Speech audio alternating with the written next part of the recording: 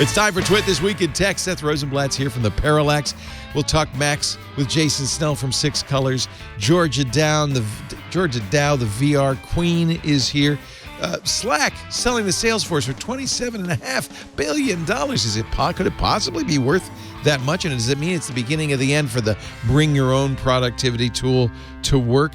The future of motion picture theaters, HBO Max makes a play to take over. The end of the Computer Fraud Act. The Supreme Court seems to be moving to overturn it. And then it's bye-bye Ajit Pai. It's all coming up next on Twit. This Week in Tech comes to you from Twit's LastPass Studios. Securing every access point in your company does not have to be a challenge. LastPass unifies access and authentication to make securing your employees simple and secure, even when they're working remotely. Check out lastpass.com/twit to learn more. Podcasts you love. From people you trust. This is Twit.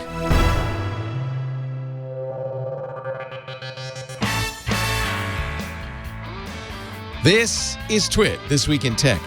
Episode 800, recorded Sunday, December 6th, 2020. It's coming from Leo2. This episode of This Week in Tech is brought to you by Worldwide Technology. Worldwide Technology's Advanced Technology Center is like no other testing and research lab, with more than $500 million of equipment, including OEMs like Dell Technologies. And it's virtual, so you can access it 24/7. To learn more and get insights into all it offers, go to wwt.com/twit. And by Barracuda. Did you know that 91% of all cyber attacks start with an email? To uncover the threats hiding in your Office 365 account, get a secure and free email threat scan at barracuda.com/twit. And by Casper. From award-winning mattresses to pillows, sheets, and duvets, Casper transforms the way we sleep, one snooze at a time. Go to casper.com/twit1 and use the code TWIT1 for $100 off select mattresses. And by Manscaped, the best in men's below-the-belt grooming. Manscaped offers precision engineering tools for your family jewels. Get 20% off plus free shipping at manscaped.com/twit.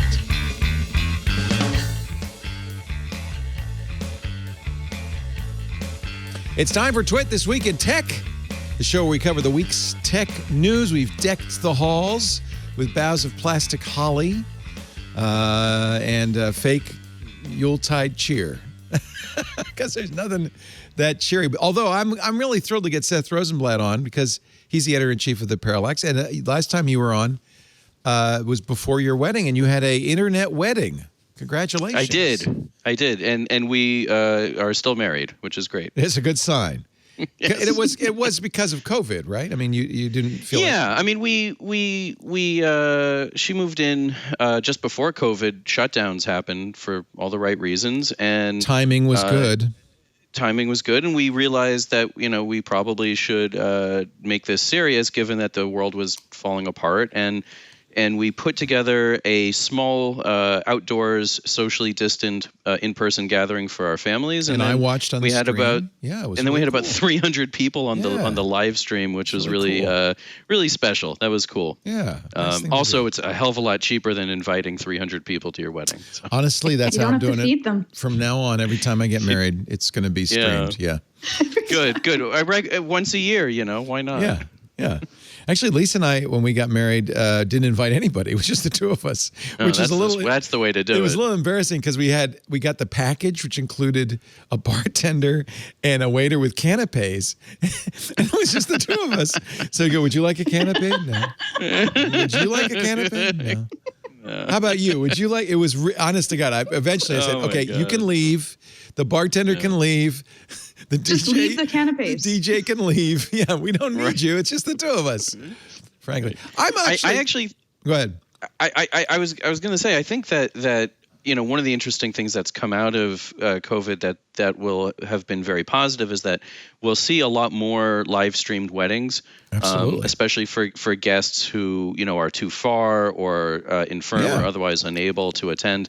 And it's really neat. Like Juliana's grandmother, who's in her mid 90s and can't make it or couldn't make it under any circumstances, was able to watch, and that's really cool that people who are in those situations are able to participate in these life events in a more personal way.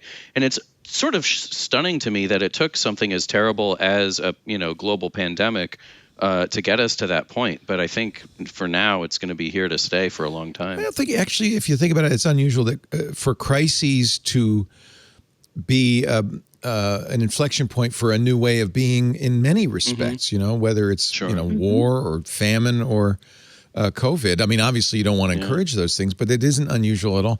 Georgia Dow, you're a psychotherapist. Welcome, Georgia Dow. It's great to have you.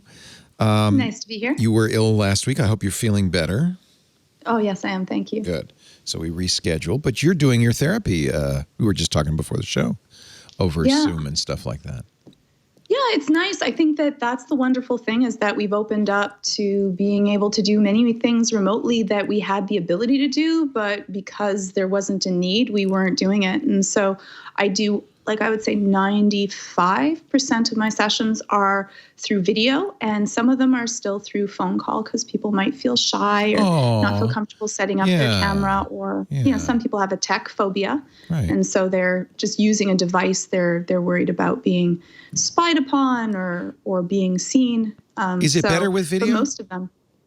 It is better with video, right? You get so we're dealing cues. and I don't get all of the visual cue. I'm missing feet and hands most of the time, but it's much better. And I think that we can form a bond sooner. I'm more emotive than lots of people. So if you're a very quiet therapist or you don't emote a lot, I think that it becomes more difficult, especially if it's just on the phone, because you're wanting, if you don't hear anything, you're wondering, are they listening? Did they like that? Yeah. Did they hate that? Did they care? Are they staring off into the space?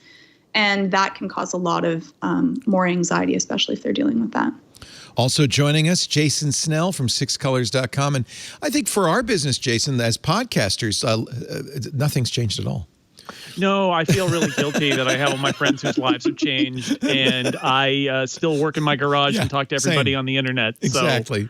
So, yeah. At least I used to be able to come and visit you in person. That was my one time out of the house. But I know. That's not even possible now. I kind of miss that. I liked having you come up and seeing us. It was nice. And congratulations on episode 800.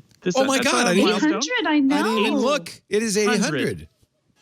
800. That means this is the toll-free episode.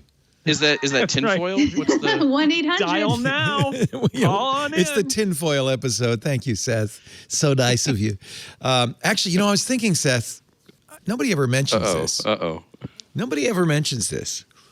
But if you're a single person and you go into quarantine, it's been now 9-10 months you haven't had sex. That would be hard. That sounds horrible. We're all partnered up. But I'm just thinking, there's nobody to hug, nobody to kiss for 9 or 10 months. That's tough. Yeah. It would be tough for me anyway. I don't know. I never even think about that. Does that come up for your patients? Oh, I have a lot of people that are alone and in a lot of distress because they can't meet anyone in Quebec. We are under lockdown. Yeah. You can't date, but if you are single and alone, you are allowed to have one other person come to visit you. That's being allowed. That's how they do it in Montreal. Yeah, because of how difficult it is. It should be. This has now been a long time, and just to be hugged, to be touched, and even when you meet them, you're not really even supposed to be hugged and touched. So that we need it. We need to be touched. We actually release neurotransmitters and chemicals when we are feeling touch and hugged and cared about. And you don't get that through a screen. Even if you're feeling that affection, it's not the same. I hugged the Grubhub. The levels of depression are growing. I hugged the Grubhub guy the other night. It was a little weird, but I needed it. Yeah. How's he doing? He's in shock. Not well. Anyway, I thank you all for being here and staying healthy and being well. And I think more and more what we're going to talk about over the next 6 months is how the world has changed. For instance, I don't think before COVID-19, Slack was worth $27.7 billion. I think you could even say they may not be worth that now.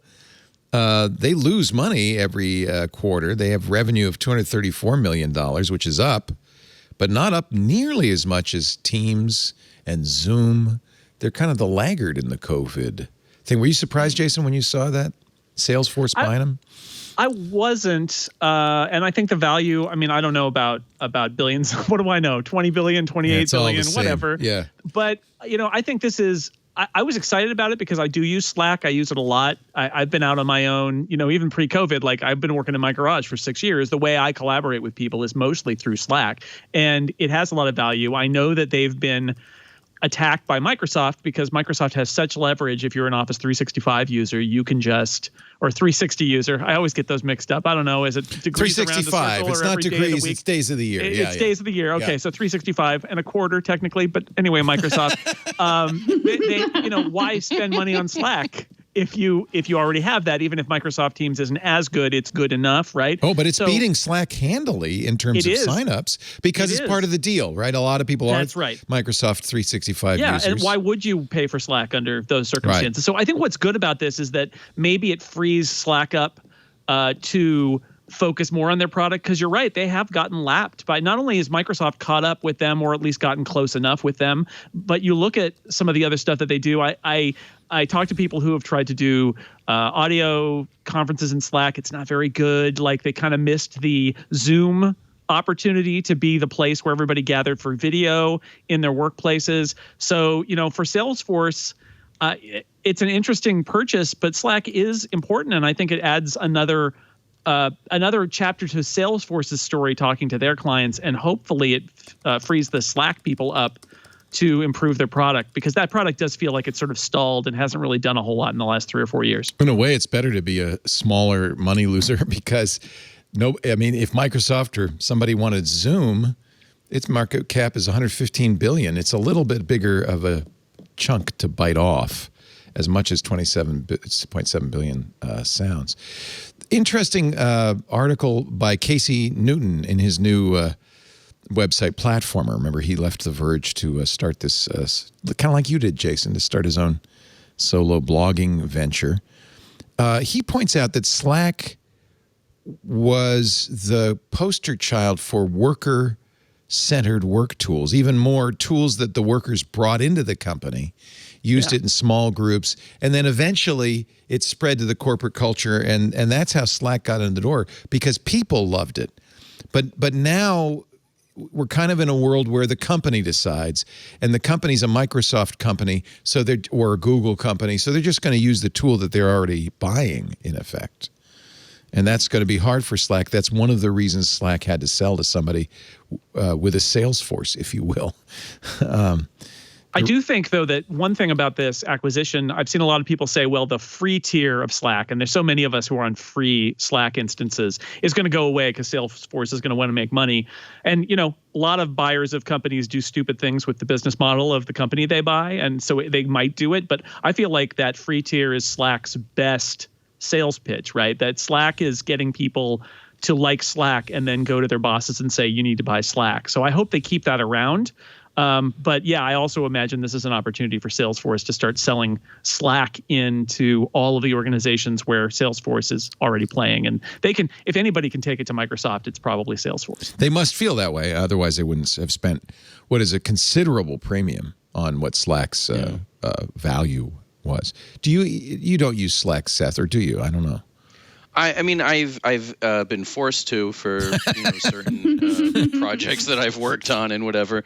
I mean, I think that if Salesforce winds up fixing Slack so that it works fine when you have more than 4 Chrome tabs open, it would be an enormous. It's an Electron app. That's part of the problem. It's just a pig. Yeah, it's just a pig. It really is. Yeah.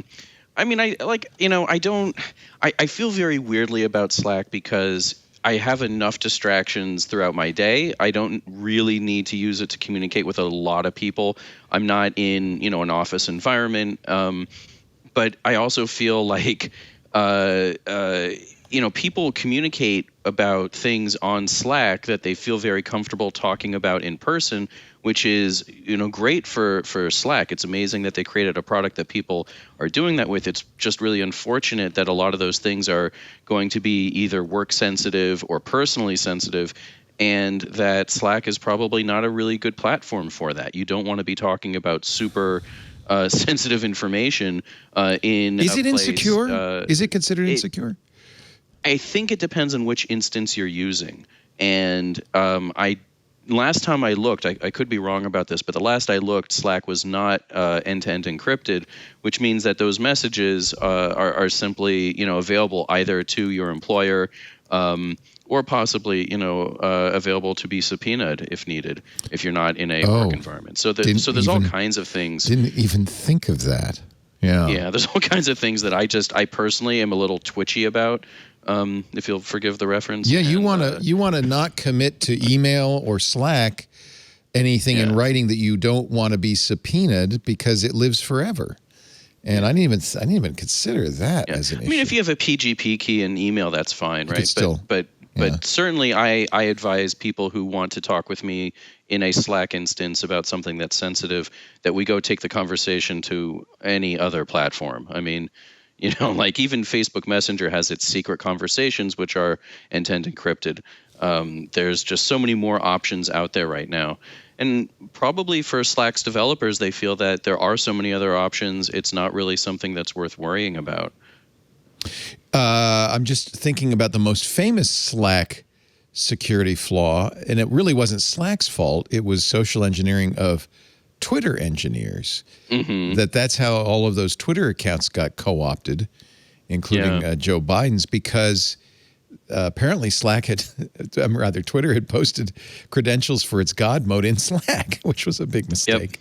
Yep. And as I remember, and I haven't followed it since, but I think it was social engineering, right, that got them into the Slack community, and then they found the keys there. Yeah. But I think that's a really important point. Of all the things that you must be doing in Slack, perhaps pinning your super credentials not good is less brilliant. But not good. What can you do? It kind of shows how people don't really know what is safe and what isn't safe, and what they should put into what, or that people, if they're, your admin can read your emails. I don't think that people, by and large, are taught what, this media savvy should be taught in schools, so that people are thinking, most people don't know what end-to-end encryption is. People don't know that, when they send an email to someone, that someone else might be able to read that and have full access to whatever's happening. And so I think that it's not just people at large's fault.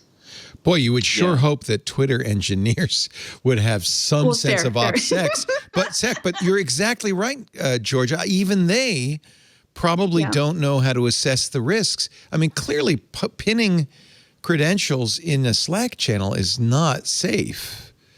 But maybe they thought it was.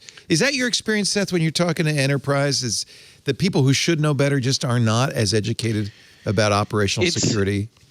It's challenging. I mean, I think, in Twitter's instance, they just did really well by hiring Mudge, Peter Zatko, as their new Mudge is great. Mudge is a great security guy, right? He really, of all the people they could have gotten, he really knows his stuff. Whether he's able to influence the culture there, so this kind of thing that happened doesn't happen again in the future is I think, an open question.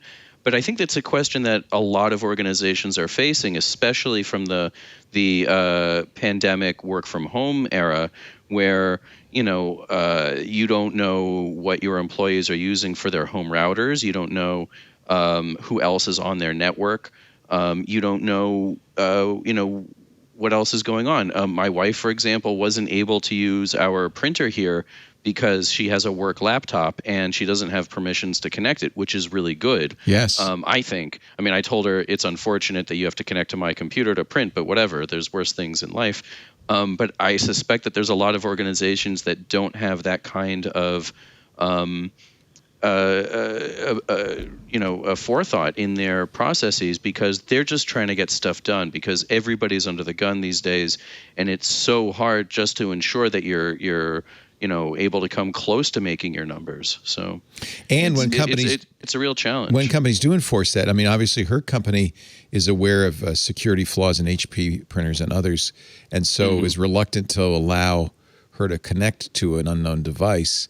But I had a caller on the radio show today who was pissed off because he had video from his Aukey security camera, and he couldn't share it. It was downloaded to his Apple Photos, and he couldn't share it without giving Aukey permission to access his Apple Photos, and he was all upset about that. And I said, no, that's a good thing. Right. You want a company to have to ask for permission to access your stuff. And if you know... Go ahead. I don't think that he knew that they weren't like that. If they were just granted permission, they're going to be accessed anyways. I don't think that people really grasp that means that they have access to everything. No, he called the company. He called Aukey and said, "How would you do?" And they said, "No, we don't want your photos, but you can't access it unless Apple says we can't access your photos unless we can access your photos. If you want to access your photos." Yeah. Right. Right. Exactly. So that may be the single biggest hurdle in security is just people don't have that mindset. I don't blame them. Nobody wants to have that mindset, but you need to kind of be paranoid. You do. And it's challenging when the technology is developing at such a rapid clip that you're not even able to stay on top of how things are changing. So things that were true maybe 10 years ago, in some cases aren't true. In other cases, I think are even worse. We see this in so many otherwise benign instances. So, I'm hoping of all things that happens with the Slack acquisition is that Salesforce is able to really force its Slack users to improve the levels of security that they're using, and to really consider what they're posting, how they're posting it, which is a challenge because it's in their interest, as the owners of Slack, to have people post as much as possible. But I think there really has to be some thought given from software developers and manufacturers into what kinds of things you want people posted. It's not good that people put everything into Gmail. We've seen time and again that come back to bite politicians and military generals and all sorts of people, in the behind. So it's not, technology isn't for everything. It's not your side brain. It's not where you should be dumping everything that you can't keep track of at the moment. But let's be honest, like our brains are not that good at keeping the information in the first place. So we want to be able to have a place where it can exist and we don't have to worry about it being forgotten or lost or have an easy way to remember it. And so dealing with passwords, you could have one password or something else that would then be a safer way to do it. But a lot of people would feel stressed out just putting onto one password. And then you might feel comfortable with, say, your Ring doorbell, and then they get bought out with another company and everything changes. And are you going to change your doorbell once it's hooked up now? So it's really hard because reading through these privacy policies and figuring everything out isn't an easy thing if you're not already tech-minded.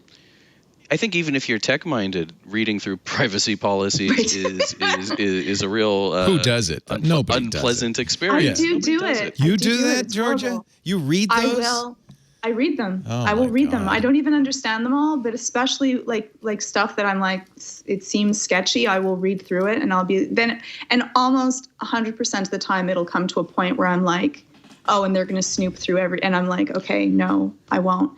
And sometimes I'll read through it and I'll be like, you know what, I really want to play Plants vs. Zombies 2 anyways. And so fine, take it all. Right. And I sold my soul to, What complicates it, of course, is that we're not lawyers. And a lot of times the stuff that's put in there as legal boilerplate. And we read it as a normal human and say, oh, my God. They say they reserve rights in all forms of media, invented or not invented, for the rest of the eternity. I can't agree to that, and it's just typical legalese, and it's not something as bad or as onerous as it sounds. But we're not. But it could be. We don't. I guess really know. It could be. Right. I guess it could be. They could choose to use it. Right. Facebook could say, you know what, we're going to be using your picture as an ad campaign. You've already given us permission by doing it, and are you going to be able to even fight them? No. And I think one of the solutions, one of the partial solutions to the problem is really going to wind up being a national privacy policy law. Yeah. And California's taken some very interesting steps, and that push it much more in line with Canada and the EU. And I think it's really going to happen at some point in the Biden administration. I don't know if he's going to support it, but I think that tech companies are going to be so frustrated in dealing with this multi-prong approach to privacy that they just want to have one standard. And if California's law looks a lot like Europe's law, there's a really good chance that the rest of the U.S. is going to go in that direction as well. There's kind of a sneaky thing that happens too. Jason and I are California voters. The ballot proposition that we voted on in November, which passed to even strengthen the California Privacy Act, was actually kind of written by Facebook. Yeah. Well, so it looked good, and it seemed like it strengthened, but there were these weird loopholes. So I wrote about this, and I'm actually doing a piece, a follow-up piece for a non-tech publisher, which is kind of exciting because it's so rare to get an opportunity to talk about these very deep in the woods tech issues for non-tech audiences. But Prop 24 does some really interesting things. It creates a California government agency similar to the FTC to regulate this stuff, and they gave them a budget that is large, that is almost the same size as the budget that the FTC has for regulating this stuff. Wow. So California alone will have a $10 million budget to be looking at these issues. It did change the minimum threshold for ultimately what is a violation of the law in a data breach, which is 100,000 users, which is up from 50,000. But it also means that these companies could potentially be exposed to legal action, possibly class action suits, possibly individual suits, in situations where they were breached and they didn't protect their consumers' data. It's revolutionary in California and in the U.S. But the thing that was controversial was, besides the giveaways to the big companies, the feeling was, well, Facebook can afford to comply, but what it does is kind of pulls up the ladder for smaller companies. It makes it very hard for them to compete with Facebook. So it had this kind of inverse. It was a very benefit. Confusing law. Yeah. The way that the bill was written, it was not particularly clear. I was even a little weirded out, and I asked one of my sources for the story about this, about the fact that it physically looked, or visually looked, the PDF looked sort of off. And they said, yeah, it looks like it's been photocopied 5 times and then scanned in as a PDF. And I said, oh, good. This isn't just me that is sort of unnerved by that. Yeah. The other thing to keep in mind is that while the California privacy law that was passed that created this, this tougher regime, in the first place in 2018 didn't take effect until January 1st of this year. They didn't even finish, delineating a lot of the nuances of it until September, which means that the law had been in effect for 9 months, and then they kind of finished it, but still haven't really. And there's a very good chance that that's going to happen with the CPRA, which is this law that Prop 24 codified. So. It's going to be a while before things start to get settled in California privacy. But this is a step in the right direction. It's probably better to do something rather than nothing. The other thing that was a little controversial was companies could pay or allow businesses to pay for privacy schemes, so that if you could afford it, you could be private. You'd pay Facebook $1.50 a month or whatever, and then they wouldn't use your information. Actually, I'm not against. Isn't that great for them? Yeah, I'm not against it. Even more money off of you. But it certainly doesn't seem like privacy should be a luxury item. Like that should be the default. No. But at the same time, I understand that Facebook has costs.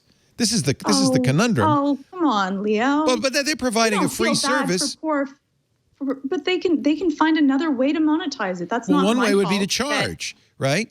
They can charge, and then they lose their. They don't want to charge, right? That's the thing, is that they don't want to charge because they're making more money off of selling off our privacy. So they end up getting their cake and eating it too. Right. That it's like the phone book. You have to pay not to be in a part of the phone book. I know, that's dopey, isn't it? Yeah. It's the same thing, right? Yeah. We're going to sell off everything that you do and be able to make money off of that. And we're going to be able to go against laws that we've said that we're going to say, we're not going to, 2-click, and this is not all going to be, linked to where you are, and then do it anyways, and then get a small slap on the wrist that isn't going to bother us. Or you can pay us money not to abuse your privacy. That seems. Did you deal with this, Jason, when you were voting? I presume I ended up voting for it, Prop 24.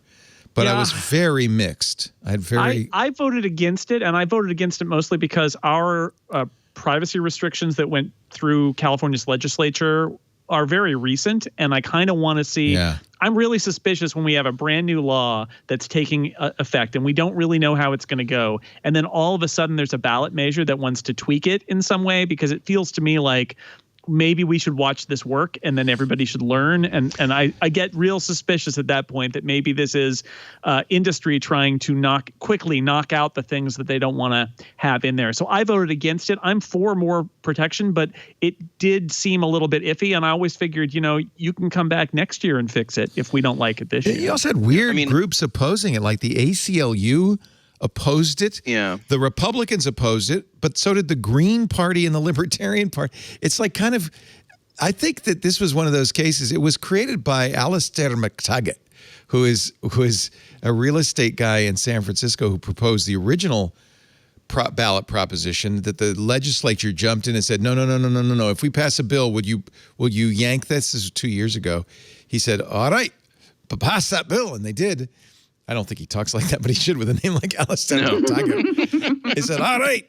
And they passed it. But then he came back and said, but I'm going to do it anyway. And that's, by the way, why that so quickly after the initial California law went into effect, we had to vote again on a new proposition. Yeah, I voted against it in part because I couldn't easily parse what was happening with it. And I really feel that California is already besotted with so many horribly written laws that are really hard to follow and have, unclear impacts on voters, and have really harmful effects down the line. Like look at Prop 13.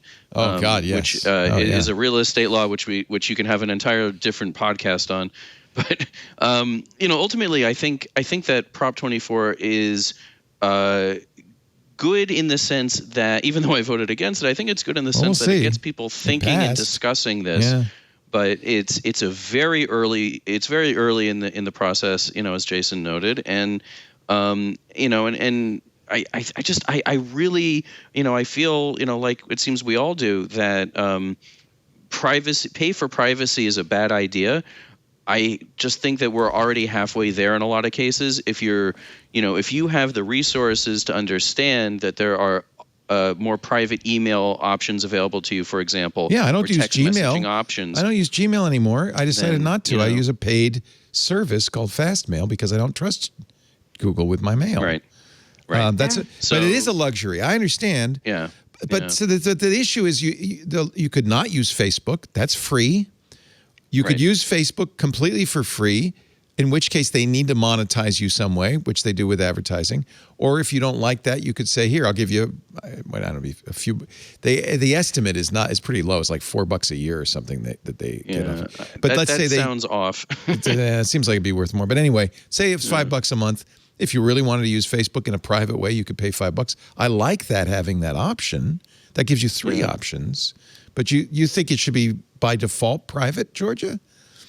Yeah. But then how do they pay for themselves? I think that if they get caught misusing, every time that they get caught misusing our privacy by their own privacy policy, I think that there should be we should have a right to our privacy. Well, if they don't adhere to their more privacy information. policy, they should absolutely punish. They should have, but I don't think it should be a little tiny fine. I'm sorry.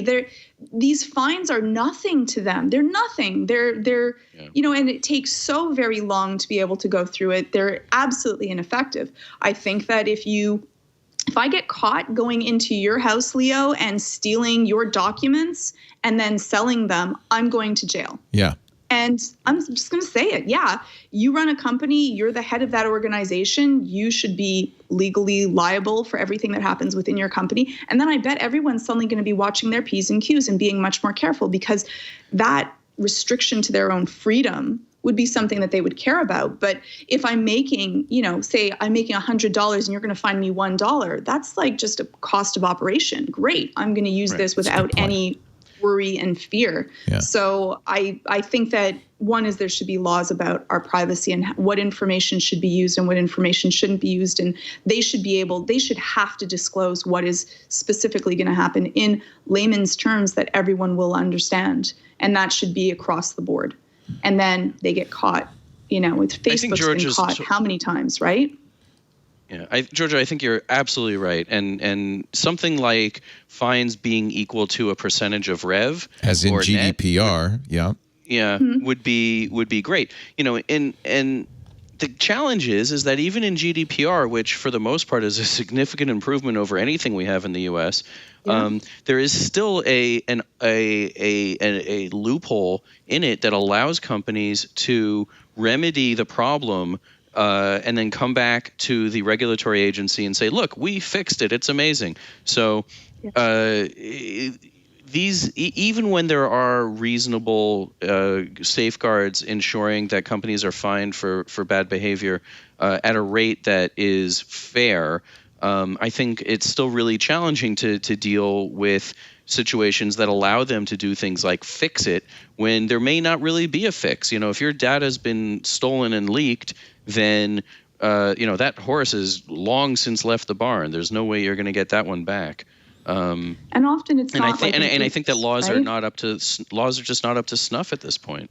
Also, I hear a lot of people talking about, what is Facebook going to do? How are they going to survive if they can't do this? And I just want to point out, as somebody who worked for a media company for years, poor Facebook, is a lot of what they do in terms of personalization, in terms of targeting, some of that is necessary. A lot of it is unnecessary. A lot of personal information gets collected by all of us and we get tracked. And it's all in the purpose is to target us and know everything about us. Although what you'll find is a lot of times untargeted advertising works pretty well.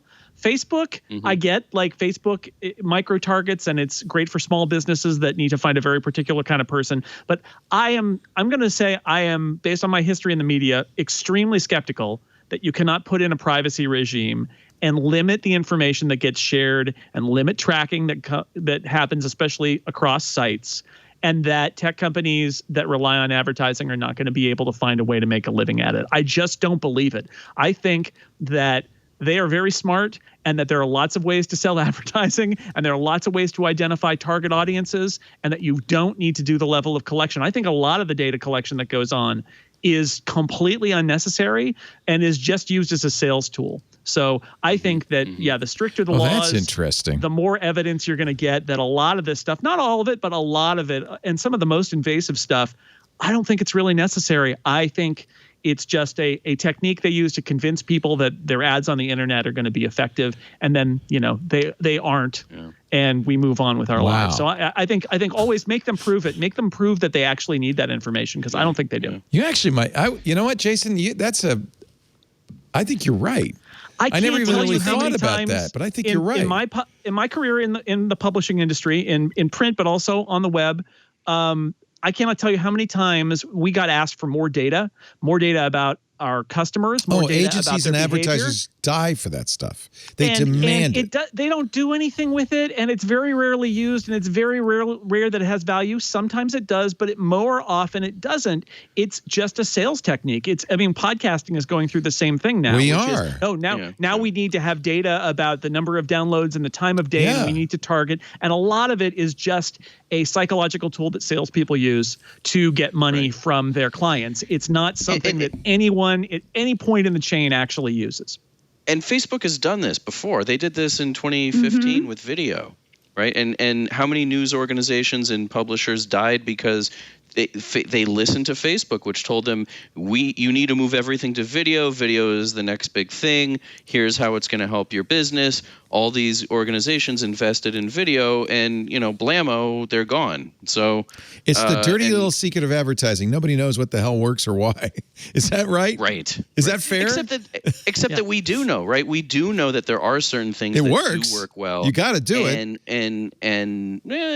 But we don't need to do the kinds of data mining that I think that agencies Facebook says we do, and advertisers want to rationalize it. Well, but you're saying that, Jason, that they're effective in advertising. Yeah, right? they want to say it's scientific. Our spend is we're going to get this value. It's not like there isn't data that is useful. There absolutely is, and Facebook's really good at that. It's that of the ocean of data that gets collected, what of it actually does get used and is effective? And I would guess it's very small, and that they could be limited dramatically by laws in terms of what information gets shared and what cross site tracking is allowed, and they would still be able to do a pretty good job of targeting, especially advertising, into people's eyeballs. I think that they overstate how much they need. And again, I think it's up for them to prove it. I think that as members of the public, we should be demanding as much privacy as we can and hear from those tech giants about what they actually need, because we can't take them at their word. There is the chat room's reminding me there's a 2-part Freakonomics that came out, episode 440 and 441. Does advertising actually work? First one's about TV, which is a $500 billion a year business worldwide. And the second is digital. Google and Facebook are worth $2 trillion themselves. And I don't know what, Jason, do you sell your own podcast, or do you have somebody do that for you? I have my friend Mike Hurley sell on my podcast. Oh yeah, that's for me. Mike's good. And we did a little bit with Mike as well. Right. And of course, Lisa, my wife and CEO of Twit, does a lot of the selling. We have a sales team, but there's a huge demand in podcasting now, and it's almost universal from agencies, especially. We've got to know more than just, you're a geek podcast. That's not enough. We got to know a lot more, and I don't want to give them any information. So this is this kind of tug of war between. It is, and Lisa says if we don't do it, we won't get the buy. They'll go to somebody who will. And the problem is Spotify and iHeart, the 2 biggest podcast companies in the world, because they use apps, do know that information and are willing to give it to advertisers. And so advertisers say, well, why would I buy your podcast? I can get all that information from Spotify. If you won't give it to me, see you later. It's very challenging. Yeah, one of my professors in college actually wrote a book that was essentially, does advertising work? And the answer is yes, sometimes, but not in the ways that you think, and not from necessarily the reasons that the advertisers want it to work. It's super complicated. But one thing that you learn spending a couple of decades around salespeople, right, is there's sales technique and what works to make the sale, and then there's what is actually required. And I would wager not only that we are living in an era where everybody wants more data, but I would very strongly suggest that the people who want more data won't do anything with it. Yeah, well, that's been kind of our experience, because sometimes the data is grotesquely wrong, and it doesn't matter. It's irrelevant. For folks that haven't really seen this and want to take a good look at it, I did a piece back in, I think it was October, maybe November, on the Markup's new tool called Blacklight, which shines a light on how you are being tracked across the web, even when you're not logged into sites that are tracking you. And if you get a chance to take a look at that, it's really interesting. There it is. Perfect. Yeah, that's a great way to see how these organizations are following you and to what end. It's important these days. I just you kind of light went on for me with you, Jason, because we all know this is happening. And in my mind, I had justified it, as I just did with you, Georgia, by, well, this is how they pay for these free services. Google and Facebook pay for free services. But if all of this collection of data doesn't actually help them, or make it more efficient, then there is a way out. I mean, we don't have to be doing this. But even if it didn't, why should we be giving up our privacy and them allowing them to go against their own policies that they placed out, right? It's a trade. You're using Facebook for free. But it's not a fair trade. Like they tell us it's a fair trade, but it isn't really a fair trade because they have the lawyers, they have the legalese, they understand, they've written this privacy policy. No one reads it. I read it every now and then, I'm fine. But I don't understand it when I read it. It's 60 pages long. They try to make this as difficult as possible. Like almost 0% of people will read this. They click, they go, and But you use Facebook. Safety. Don't use Facebook. I don't. No, I don't use Facebook, but let's be honest, is that a company that is going against their own policies should be, yes. I don't feel any sympathy for them. But what if they weren't? What if they were doing what they said they were going to do, which is still invasive? Yeah, I think that there should be laws for what companies should be able to track and how it goes and who they should sell it to, and that we should, I think that the entire infrastructure needs to change, whether they're using it for good or ill. I think the entire infrastructure needs to be an overhaul, and that it should be, one page and it should be comfortable. If we were going through and going to a contract and we were equal parties, had, the same, lawyers that were going through it, we would make sure that we both fully understand. You go to a court of law, they ask you, do you understand all of the charges that you're going to be waylaid to? I don't think that it's fair that people are going to be held to a contract that they don't understand. I understand, but I also don't think it's fair that people say, well, I want my Gmail for free and I want my Facebook for free, and I'm not willing to do anything to pay for it. They could change it. Well, at least with right? Gmail, fine. Yeah, at least with Gmail you have options, right? There's multiple options out there that are, some of them are paid, some of them are free. You could even go use. But if a service on the web is free, but there's no other. You're paying for it somehow. Option to Facebook. Yeah, I mean, there's no other option. This podcast is free. There's no way I could do what I do if we didn't have advertising. It just wouldn't be viable. And I don't think Facebook and Google would be viable if they weren't massive ad companies. I mean, really, that's their real business. But Leo, I know this is disheartening, but there are other podcasts on the internet that talk about tech besides This Week in Tech that are free. And that are free. That don't have ads. Yeah. That don't have ads. Well, and those people, it's a hobby, not a living for them. Well, sure, but the point is I feel like if I want to make a living doing this, and I do it by advertising, I don't think there's anything wrong with that. You're saying people should only listen to free pod. No, I'm saying that Facebook is a monopoly. There's no other choice. Oh, I see. There's no legitimate social network. Yeah, if you don't like ads, you could listen to something else. Yeah, you know what I mean? Right. Or there's other ways, of doing things, but there really is no other option at this point. And this sort of ties into a story from last week that Reuters ran that, Facebook and Google are about this close to facing legal action from the U.S. government. It's just about to happen, yeah. But wait. Now, if there were a wonderful place that made the best soup in the world down the street, and there was nowhere else that you could get soup that was that good, that wouldn't justify you going in and saying, I'm not going to pay you for the soup. Give me the soup. It doesn't matter that that's the only place you can get that soup. You got to pay for it. That's the deal.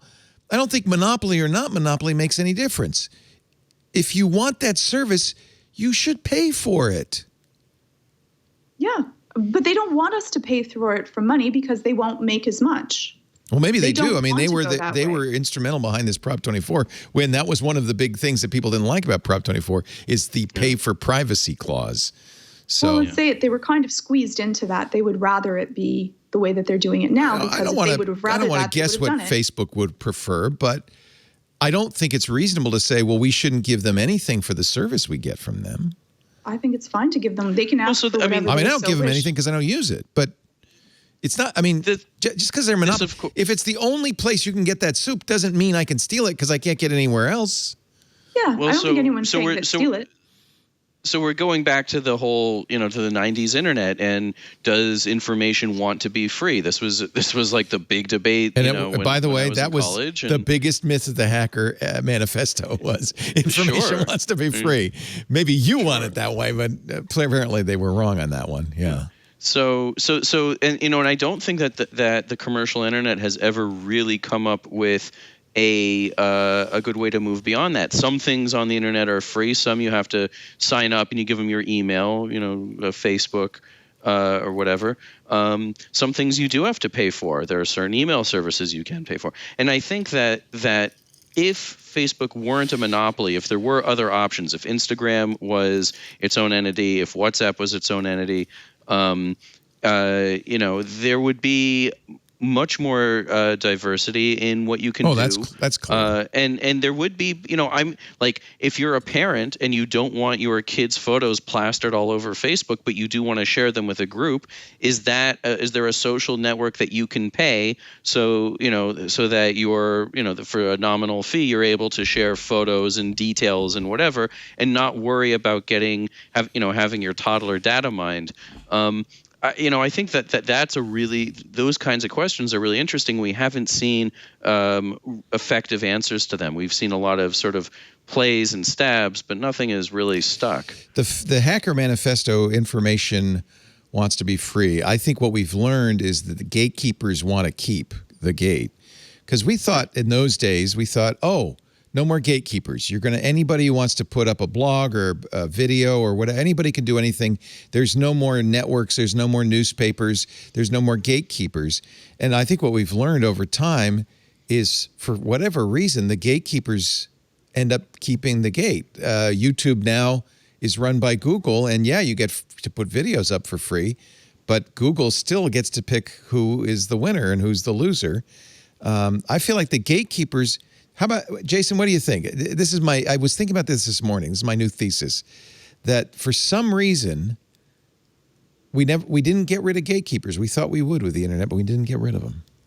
Well, Ben Thompson, who does Stratechery, talks a lot about aggregation theory, right? And you either want to be on one end of the funnel or the other end of the funnel. And you can see it, like having the enormity of YouTube or Facebook, that is so powerful. And it is very hard to not end up in situations like that unless you have regulation. This is the argument for regulation. And I'm not a big, let's regulate everything kind of person, but there is a point at which you have to regulate what happens, that's just replacing, or you will just go to a monopoly. That's just replacing one gatekeeper with another, the government.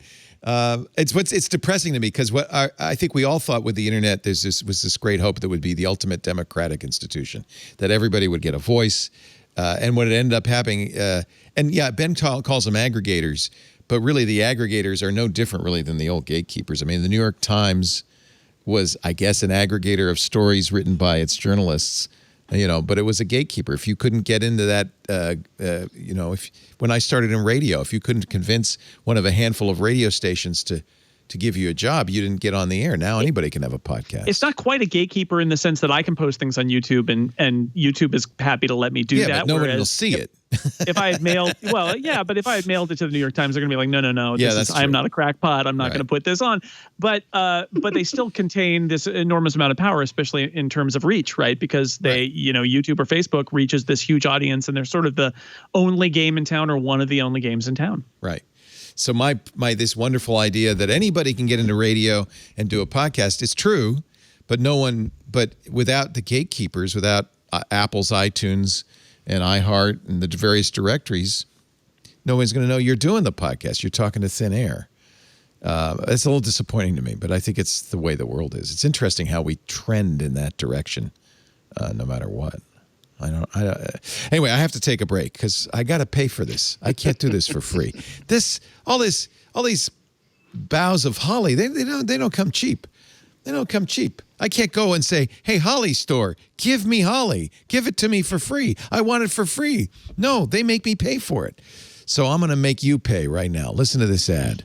This is and if you don't like it, go listen to some podcast without ads. Good luck to you. You really depress me with that, Seth. You can always listen to somebody else. I do that. You just depress the hell out of me. Every time you have me on, you get really. There are really podcasts without ads. You know that, right? That's not what I said. I don't have a monopoly. They don't have us on it. They don't have us on it, so there's they still might. They might. There's no reason why you couldn't be on it. Our show today brought to you by WWT. This is actually a great company. About 10 years ago, they started building what they call the Advanced Technology Center. Lisa and I went out to visit it earlier this year when you could still travel. We went to St. Louis. The ATC is amazing. Started in one little building, one little rack of servers, and now it's mile after mile of racks in many buildings, $500 million in equipment. What they've done, because they're consultants, they're experts, they help big companies buy and use enterprise technology. What they've done is they've just aggregated all of the biggest and best technologies from the hundreds of OEMs and key partners like heavyweights like Dell Technologies and VMware and Intel, and also the little guys, the emerging disruptors, companies like Equinix. They put it all in this ATC. Their engineers, it's first started up, I think, mostly because their engineers, wanted to work in these labs to beta test new equipment, to build, proofs of concept and reference architectures, and to set up integrations for their customers to make decisions and see results faster. But they realized there's so much value in having this ATC that they should open it up to customers as well. And this is what makes WWT such an interesting company. They really are a partner that people stay with over decades. Many of their customers have been with them since the beginning because they know they can go to WWT to get the answers they need to make sure their business runs right in every possible arena.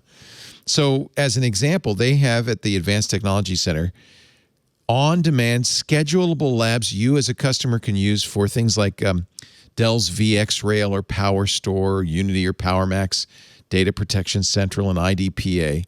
This is if you're looking at storage, these labs have the latest, greatest in primary storage. And there's hundreds of labs there covering everything from networking, secondary storage, data analysis, AI. You can learn so much, just as your engineers do, about the products before you launch them. You can use the ATC lab environment to make sure you're getting the right solution that solves the problem you're trying to solve. And frankly, the ATC reduces concept time from months to weeks. It really improves speed to market. This lab as a service is exactly what makes WWT unique. They could say, oh, no, we built this, we'll keep it to ourselves. No, they let their customers do their own programmatic testing using this vast $500 million technology ecosystem that they've built. And they're always building. They're always adding more. As something new comes along, they add it. It's completely virtual. You don't have to go to St. Louis like we did. You can use the ATC anywhere in the world 24/7. They launched this last year, their digital platform encompassing the entire ATC ecosystem. It's a multiplier of knowledge and speed and agility for their customers and their partners anytime, anywhere in the world. You'll not just the labs, you get access to articles, case studies, all the tools you need to make a difference in today's fast-paced world. You want to learn more? Here's what you do. You can actually sign up and start using the labs right now. wwt.com/twit. Learn more about worldwide technology, their Advanced Technology Center, become a member of their growing community. It's a place where people go to get answers, to learn. wwt.com/twit. You can create an account and gain access to their on-demand labs right now. Worldwide technology simplifies the complex. wwt.com/twit. Worldwide technology delivering business and technology outcomes around the world. We thank you, WWT, for your support of Twit all year long. And you can support Twit as a listener by going to that site, wwt.com/twit. That was a great conversation. Thank you. Kind of went places I didn't expect it to go. Very interesting. And it just started with talking about Slack. See, you never know. We got a great panel here. Seth Rosenblatt. He's a security guru from the-parallax.com. Don't forget the dash at Seth R on the Twitter. Still waiting for someone to buy me that full URL. Somebody's got it. I know. I want Leo.com. Yeah. I can't get it. It's gone. Some squatter stole it, and I can never get it. It was the Bank of Canada for a long time. I guess that was their mascot, and then they let it go. So weird. Yeah, and I didn't. It's so weird. They don't even have lions up there. They did. RBC's mascot was a lion. Leo the lion. I think that was the whole idea. I don't know. Yeah. Do you remember that, Georgia? Georgia Dow's in Montreal. You still have the little emblem. Yeah, it's on their logo. Yeah. Yeah. Anxiety-videos, where she sells with her partner videos, not just about anxiety, but being a better parent, sleeping better. Georgia and has also been very generous the last few times you've been on during COVID-19.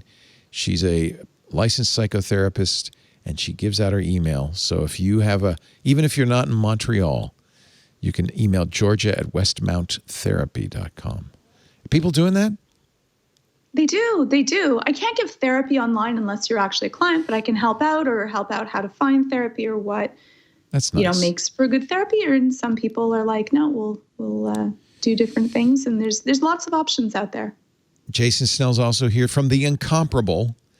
And yes, indeed. I'm drinking out of my Incomparable mug right now. The greatest podcast network ever. Yeah. And 6colors.com, where I had to pay like $4 or $5 to get it without the dash.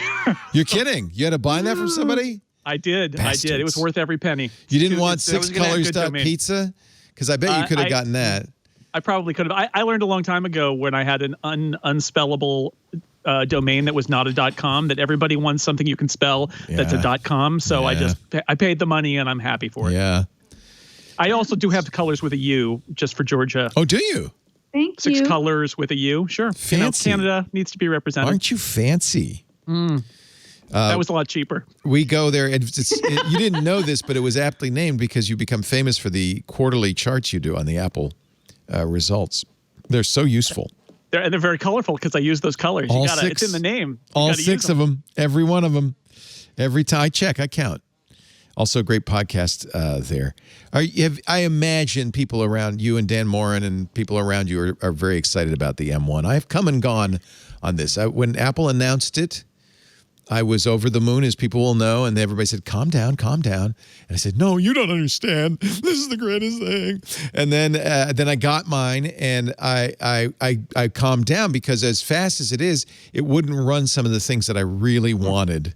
Mostly geeky edge stuff like Emacs and stuff. That's it. Yeah. And homebrew, where you're building a lot of stuff, it's not there yet for Apple Silicon. I think that's part of the charm of these Macs, though, is that they're still Macs and recognizable. And if most of the stuff you do, they just work. And so even though it's a lot faster, I mean, the speed you can get for that $999 MacBook Air is kind of mind-blowing. It is still just a Mac doing Mac stuff, but it is the most exciting thing to happen, I think, to the Mac in years. So we are loving it. And I think you could argue it might be the most exciting thing to happen to desktop computing in years. And maybe not so much the M1, although I have to say, I never used Safari for a long time. I was just Firefox. I don't like Chrome. It's a pig. And I use Firefox everywhere, Windows, Mac, and Linux, so it was convenient to sync it up. But I'm only using Safari on the M1 MacBook Pro because, oh my God, I didn't know the web could be that fast. I thought it was about bandwidth. But apparently, after you get the website, there's a certain amount of churning that has to go to generate it. I opened twit.tv. I said, because Lisa's been using my old MacBook Air, and I said, oh, Lisa, you're going to want this. She said, no, I'm not. I said, Lisa, look, come here. I'm going to load, for the first time ever, twit.tv on this site. It came up literally, the whole thing like that. And it was like mind-boggling. They're definitely doing something pretty amazing. Yeah, there's a lot of stuff going on. There was a back and forth on Twitter the other week that was a cranky reviewer basically saying Apple has cheated by making JavaScript so fast, which, I mean, it's faster. That's not cheating. It actually is faster. But it's interesting to see when you control your own operating system and you built your own chip, you can prioritize certain kinds of tasks. So like I can edit 4K video on that MacBook Air, the $999 MacBook Air, and it is way better at it, way more capable than on a $5,000 iMac Pro from 3 years ago. And why is that? It's because Apple's got a lot of video encode, decode stuff that it built in because it knows people edit video on their platforms. Right. And that, but that's why it's great. The net result is great. That's why having the hardware and the software together works, because you can make a purpose-built chip. Now, I'm going to say, though, so one of the tools that I really love and use, and it's very much an edge case, is it's a programming environment and language called Racket. And they have a IDE called Dr. Racket, and it didn't work. One of the guys, Matthew Flatt, spent some energy. It didn't take him that long. 3 days after he got his M1 Mac, he said, okay, I've made it work. And it compiles and works. And now I guarantee you that Apple did not optimize for Dr. Racket. It's a scheme-like language. It's like, I know they didn't optimize. That thing, I can't use my iMac Pro with 64 gigs of RAM and 10 cores anymore because it feels like a pig. So it is faster across the board, even in things Apple didn't contemplate. There's a Lisp that I use, SBCL, Steel Bank Common Lisp, that is, somebody asked one of the maintainers, are you going to do it? Are you going to update it? Because it won't run at all. There is stuff that literally, it won't even run on Rosetta. It just won't run. And he said, no, I don't have an M1 Max. So I said, look, let me buy you one because I want this. And they put up the fundraiser. He's actually raised, I think, enough money now to buy at least a Mac Mini. Eventually, he's going to, it's on Reddit. So he put up a fundraiser for it. Mm-hmm. Thank goodness, because if people spend a little time, it's not it's little tweaks. Some of it's big security tweaks. It's not even M1. So if you rely on that app, that's $700 well spent to send that guy a Mac Mini, right? Absolutely. So my question for you, Leo, is what does Microsoft, what does Qualcomm, what is the response? Is this enough of a game changer in terms of price, and power and energy usage for the PC side to look at this and say, we have to find a way to be more integrated than we are right now? Right. Or is it just not a big deal? Right now, what I see from PC people for the most part is, yeah, tell me when you can run a Radeon GTX 630 or... Well, sure. Yeah, tell me when Far Cry looks good on it. But they're missing the point, and I don't think the pressure's on quite yet. Here's what I see, Jason. I think it's going to be very interesting. This M1 is really, really, really fast. But this is the first one. Yeah. It's a low-end chip. It's the low-end chip on the low-end Mac. Next year and the year after? What about a Mac Pro that has 64 cores, 32 high efficiency, 32 low power, and I don't know, 64 core GPU built into the system on a chip with 64 gigs of RAM of unified memory architecture. But when that comes out in a year or two, then what is the PC industry going to say? The pressure will mount. And I actually told people on the radio show, this might be jumping the gun. I said, buy a Mac Mini and start learning Mac OS. I know you hate Mac OS. I know you hate Apple. I know you hate it. But trust me, in a year, you'll wish you were using it. Because I don't think Microsoft and Qualcomm can compete.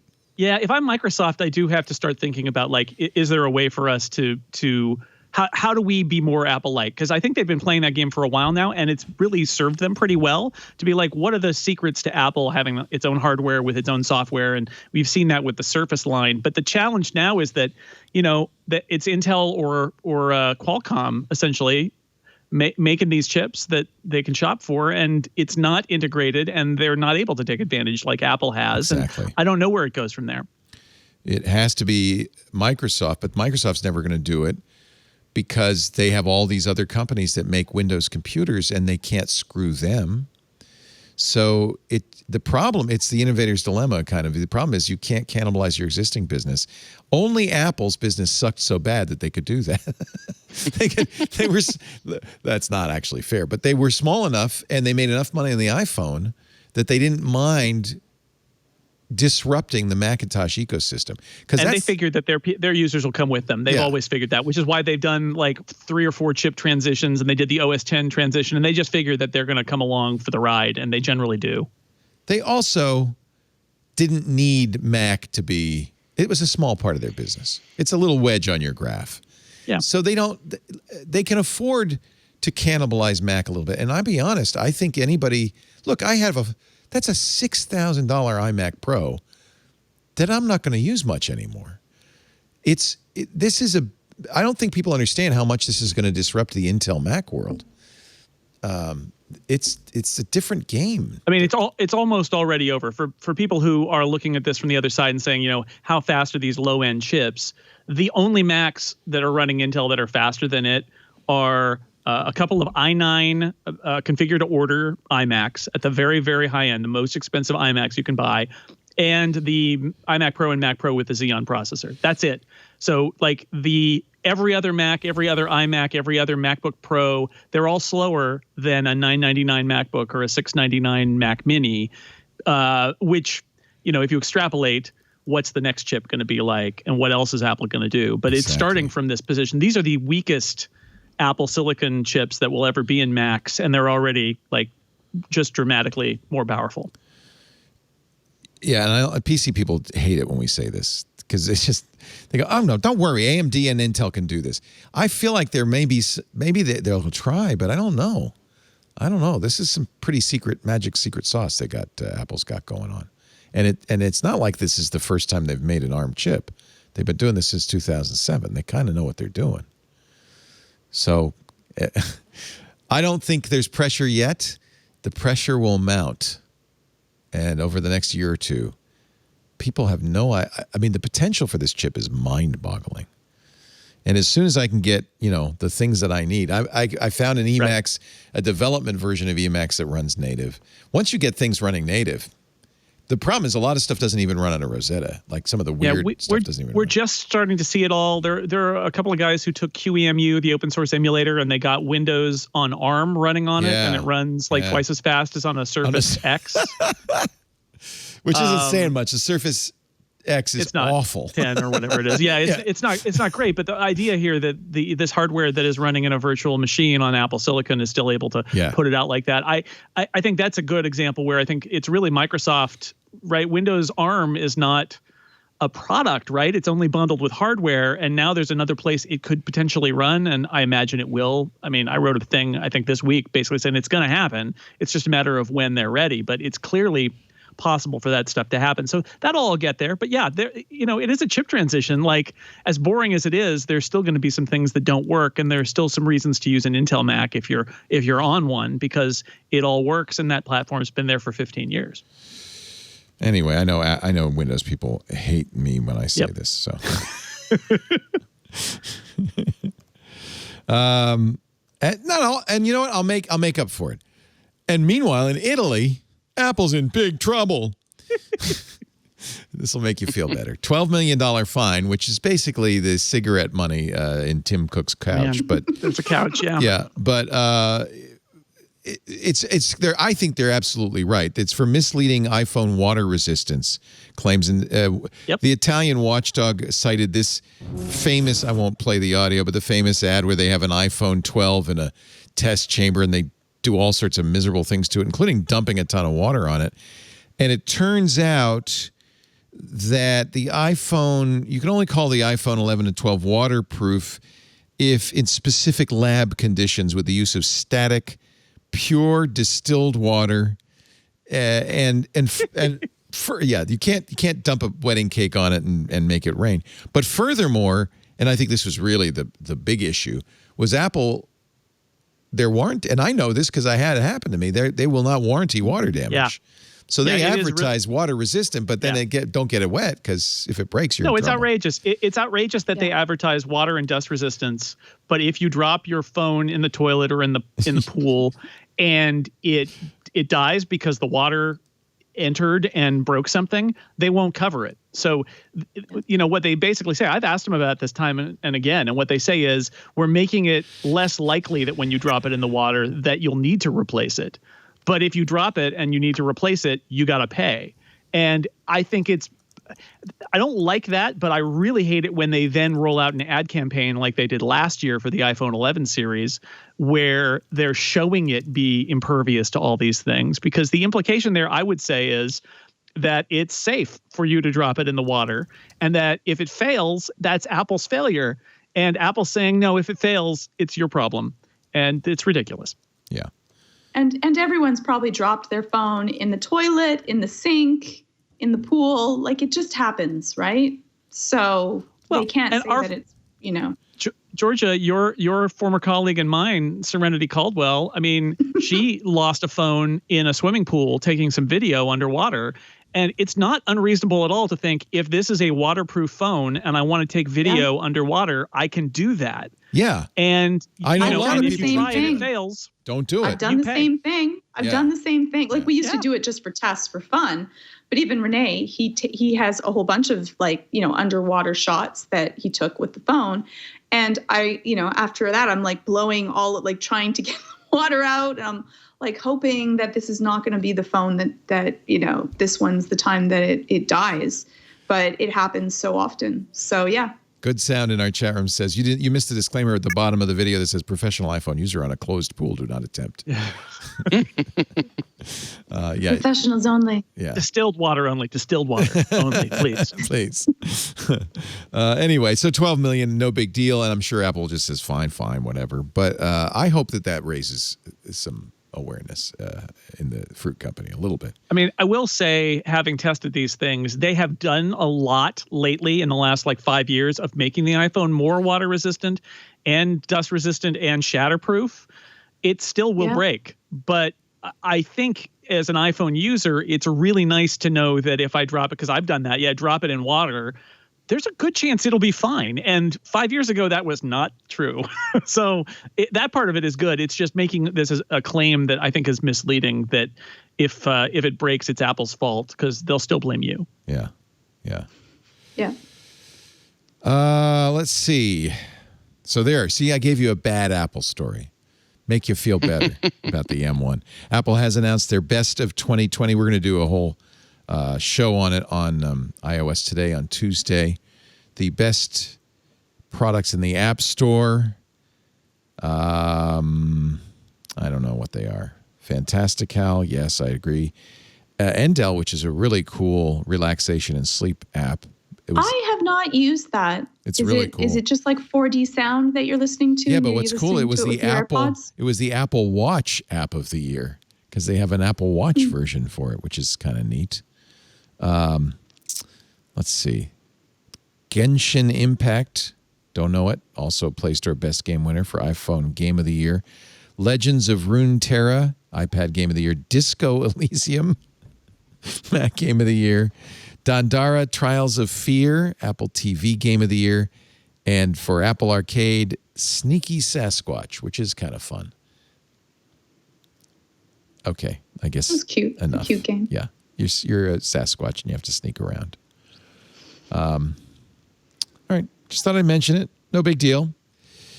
I don't understand, since we're in the Apple section, I don't understand this acquisition and why they're making a big deal about it. Former venture capitalist at Greylock Partners, he led early investments in Discord and Musical.ly, hired away from Greylock Josh Elman to run the App Store.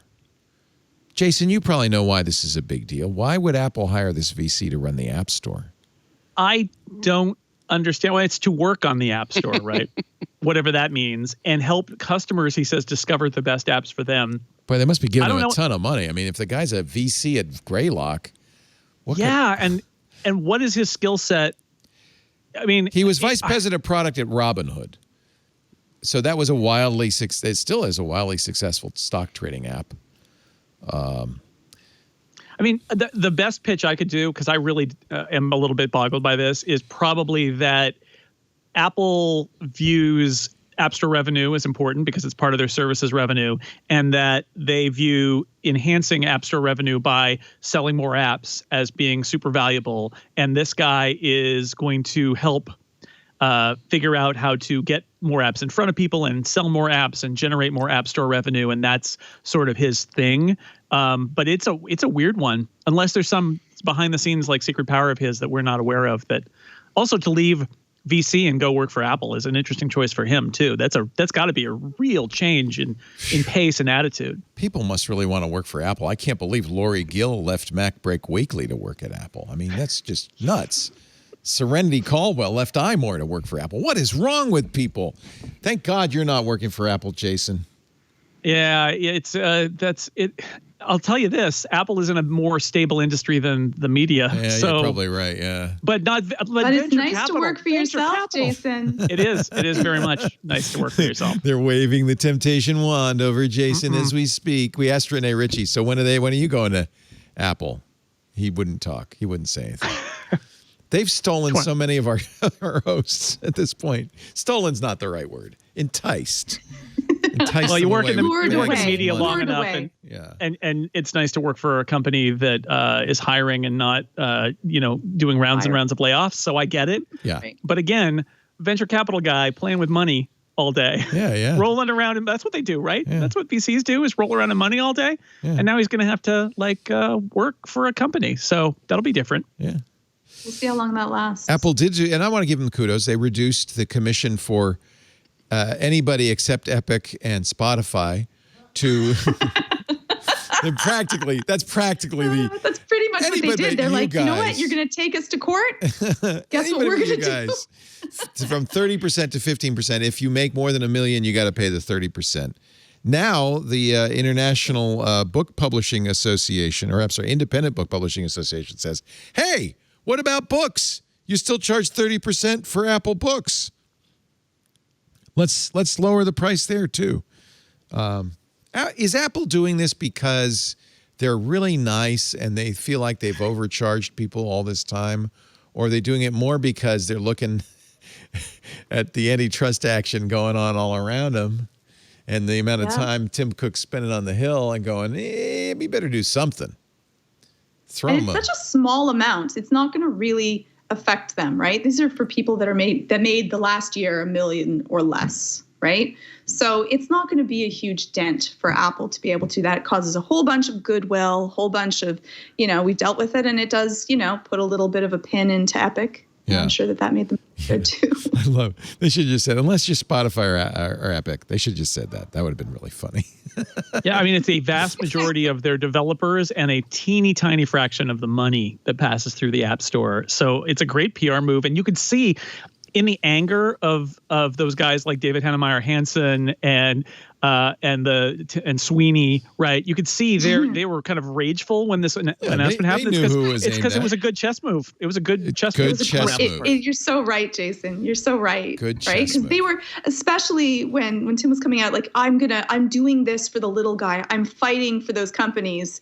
And that's what we're going into it. And then they said, guess what? Good idea. We'll take care of the little guys. Yeah. We just won't take care of you. So that's a very good point, too. It didn't cost them that much because the bulk of the revenue from the App Store, you think, comes from people over $1 million? That's really where the big bucks is for them? Yeah, it's the big whales who are doing like lots of in-app purchase and stuff like that. That's where the bulk of the money comes from. So It is one of these things that has a big impact in terms of like a happy story about a small business without it really cutting into Apple's bottom line very much. Yeah. Let me think. I think that we've done Apple. We're done on Apple. And there is rejoicing heard around the world. We will move on. That was our Apple segment. Okay, can I posit a question? Yes. I'm listening to this, and I'm not an Apple device user these days. You don't. And no, actually, I care greatly. I'm not sure where Apple came up with its 30% number in the first place, and even 15% sounds to me to be very, very high for what they are doing, which is a fairly 30 is not bad at all. I mean, if you were selling in the old days, if you were selling your software through Ingram or any of the big distributors, they take 50%.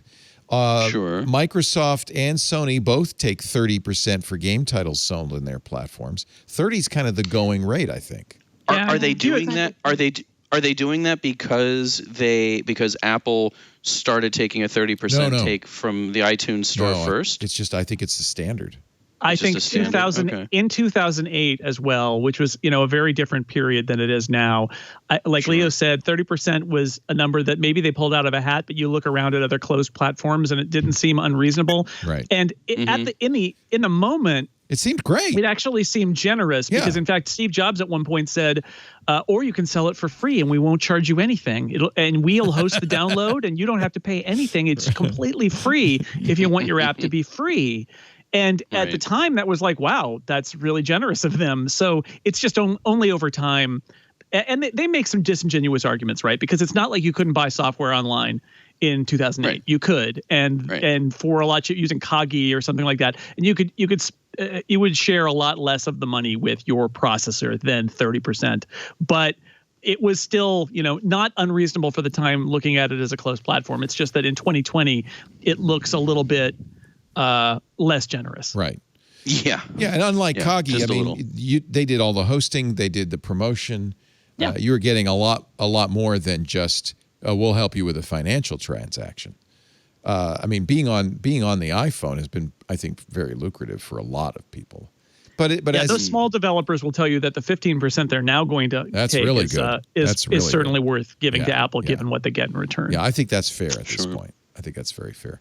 And if you're making $1 million a year, the funny thing is, if you're making $1 million a year, it's a lot of money you're giving Apple. That 15% is a significant that might difference. make people say, you know what, we're going to pull the app now. Yeah. Right? We're at 990. We're going to be like, let's pull the app for a little while. Let's not make any more so that we don't get bumped up the next year to 30. Yeah, no kidding.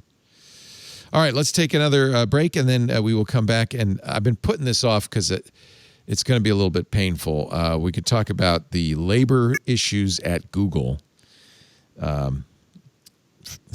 For years, working in broadcast media, I was told there's two subjects nobody cares about: court and labor. We're going to do both. We'll save the stuff. I saved the stuff nobody cares about. That's coming up. It's great to have you guys, though. Georgia Dow, wonderful to see you. Jason Snell, it's been way too long. Seth Rosenblatt, always a pleasure. For some reason, I assumed that you lived in Brooklyn, that you weren't a California voter, but now I remember you're in Silicon Valley, aren't you? I'm in San Francisco. Yeah, you deserve being in Brooklyn. You should have been in Brooklyn. Is that right? Hell no, it's too damn cold. Yeah. Who's the beeping coming from? It's not from me, is it? It's Seth. Something of yours is beeping. Beeping? I'll let you check it while I'm not hearing it, but you do your thing and I'll take a look. Yeah, we hear a beeping coming from you. This episode of This Week in Tech brought to you. There it is. You hear that? Yeah. Yeah. What's that? What is that? It's me? They're saying it's me. Oh yeah, every time they say Leo2 for some reason, is it me beeping? Every time. It's not Seth. Seth, it's not you. It's coming from inside the house. Every time they say Leo2, it beeps. I don't know why. Because I'm not Leo2, am I? Yeah. From inside the Leo? Now the chat room has just gone crazy saying Leo2, Leo2, Leo2. Here, let me turn my sound up again. We'll see. Let's see. That's me. Say Leo2. Oh, see? Oh, my goodness. Who's Leo2? When he's at home. Our show today brought to you by Barracuda. Barracuda. Bling. Barracuda is the provider of client. I try to resist doing that every time, but I can't. It's, as of course, everybody knows the name Barracuda. Cloud-enabled enterprise-grade security solutions that protect everything you've got, from email to networks to data to applications. Let's talk about your email today. Barracuda's total email protection. 91% of all cyber attacks start in email. That is the number one vector for getting spear-phished and getting account takeover and conversation hijacking and ransomware. We see the stories again and again. Steve Gibson talks about it all the time. You got to know what's in your email, and that's what Barracuda is so good at. And remember, you've got now employees working at home where they don't, they can't say, hey, does this look right, this email? Did you just send me an email, boss? They don't have the software protection. Well, they don't if they don't have Barracuda total email protection. The Barracuda researchers since January have noticed a spike of 667% in coronavirus-related spear phishing. The spear phishers pose as the World Health Organization. They promise information. They give you a download or a PDF, and of course, it's not that. It's ransomware. Get the protection you need for your company with Barracuda's total email protection. It's an all-in-one email security, backup, and archiving tool. Gives you AI-based protection from spear phishing, account takeover, and business email compromise. You need that because, the bad guys are not sitting still. They're constantly refining their attacks. You need protection that is constantly evolving to take care of that. You also get an automated incident response that helps you quickly and efficiently address attacks. We know the faster you respond to a malware attack, the less damage it does. They'll even give you security awareness training for your employees, because they are, after all, the first line of defense against attack. Now, here's the key. You can get a free email threat scan right now of your Office 365 account, and no risk, no pressure. All you have to do is go to barracuda.com/twit. I know there's some bosses who say, I don't want to know. I just don't want to know. But really, you got to know. I know it's frustrating. It's scary. It's bad out there, but you got to know. barracuda.com/twit. Uncover the threats hiding in your inbox. And then after you get that secure free scan, I think you really ought to consider Barracuda Total Email Protection. Barracuda is your journey secured. Protect yourself with Barracuda. So I apologize for the beeping. I furthermore apologize, Seth, for accusing you of the beeping. I'd never heard that sound before. And then I'm just offended that you accused me of living in Brooklyn. All right. Tell me I'm wrong. Doesn't he look like he belongs in Brooklyn? You look like Seth There Rogen. were crickets there, man. There were crickets. They're too polite. They're too polite. People at home were thinking, yeah, Brooklyn, for sure. Yeah, definitely. I don't know. There is labor strife aplenty at Google. The NLRB is now accusing Google of surveilling its employees and other labor violations. They investigated the firing of several employees in November, a year ago, not this past November. And they say that Google violated parts of the National Labor Relations Act by surveilling employees and generally interfering with, restraining, and coercing employees in the exercise of their rights guaranteed by the National Labor Relations Act. You have the right, by the way. Okay, if you're my employees, stop listening for a second. You have the right to form, join, or assist a union or engage in other protected concerted activities. Don't you dare. No, I don't care. The complaint makes it clear workers have the right to speak to issues of not merely unionizing, but ethical business. And that's a big deal. On the heels of that, Google fired perhaps the best-known black expert on ethics and AI, Timnit Gebru. She was fired after she complained that her research had been suppressed by Google.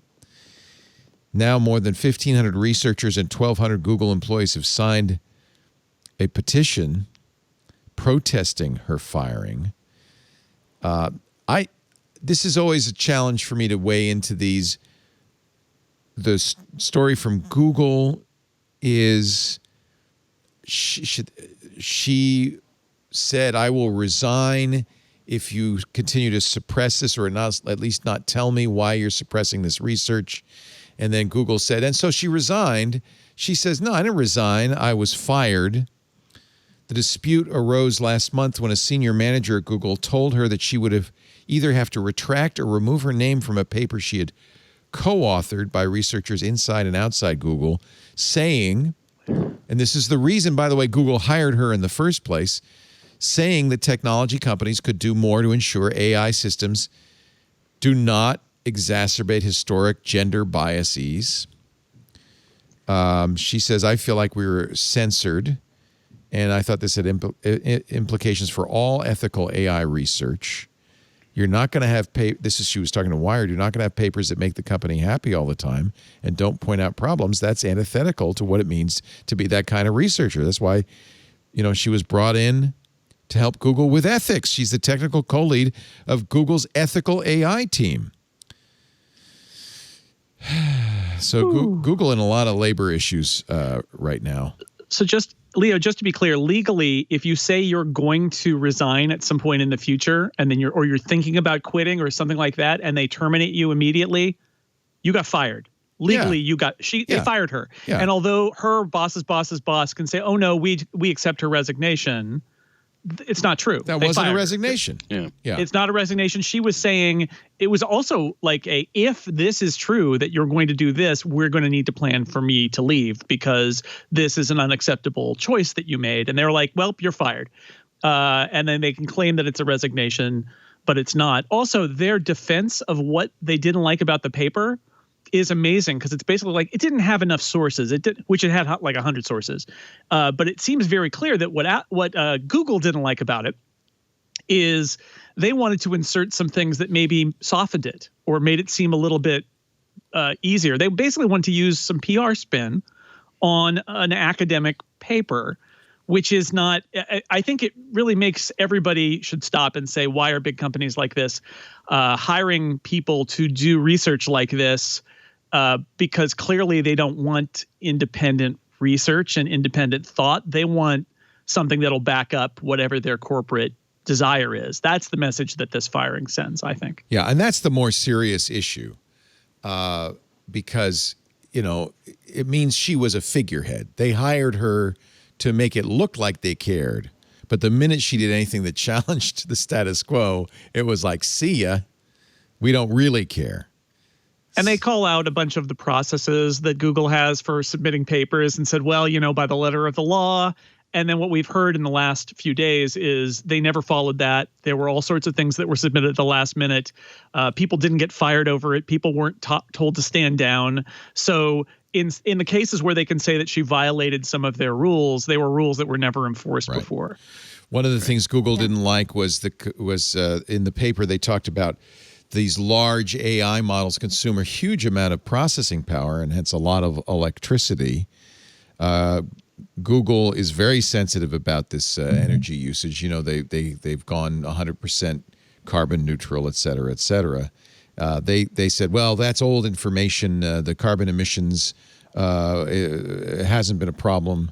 But you know what? That's not how you don't suppress the research to prove that point. I think this is. I always hate to weigh in on employment issues because there's usually a number of things we don't know, information we don't know about the whole process. But this does not look good for Google at all. The so-called "do not be evil" company is looking more and more evil. They got rid of that for a reason, right? Yeah.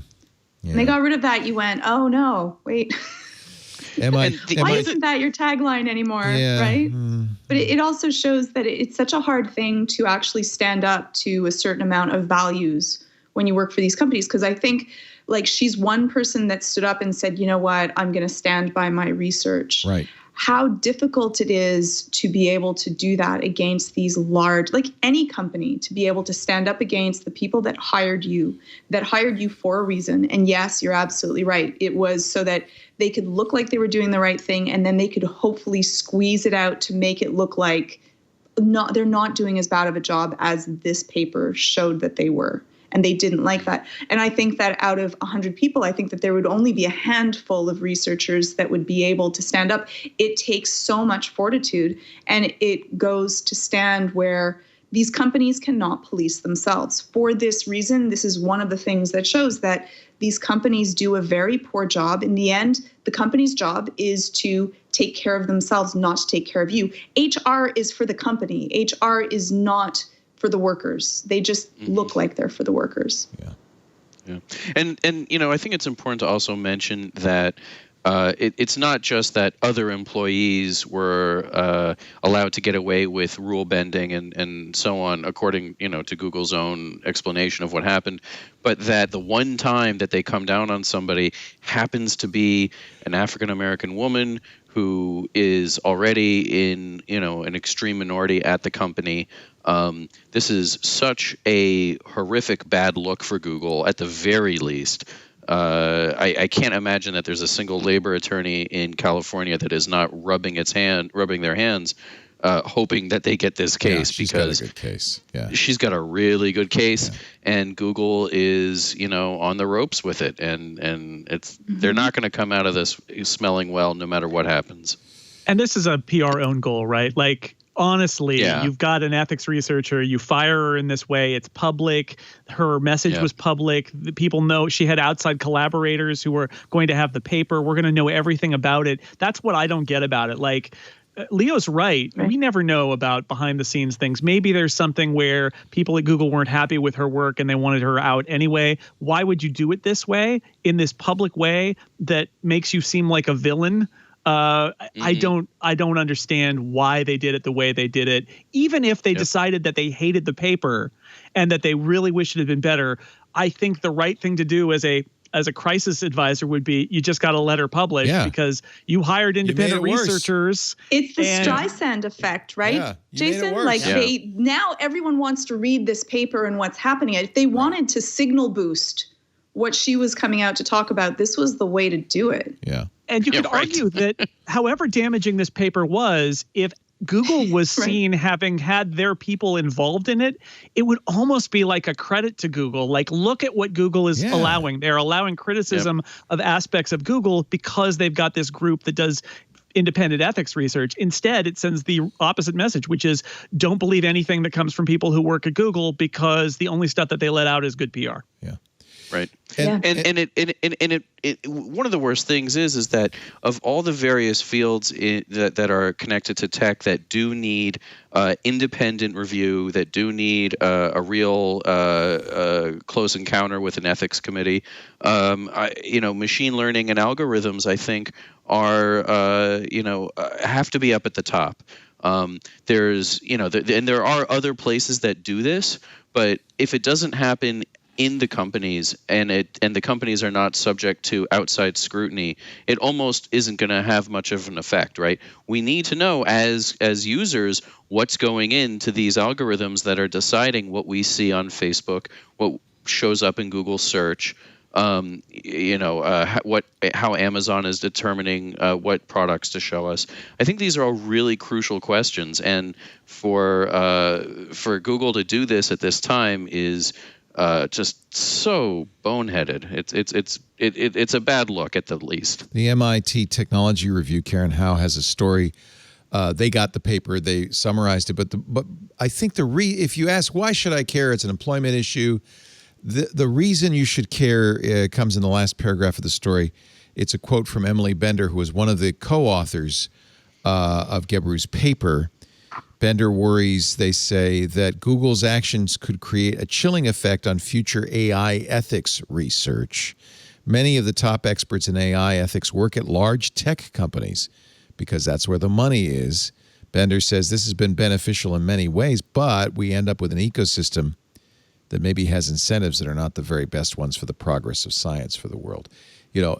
I think everybody understands that AI is a cash cow for a lot of these companies. It's important for research. It's important for us as a country, but that there are potential ethical landmines here.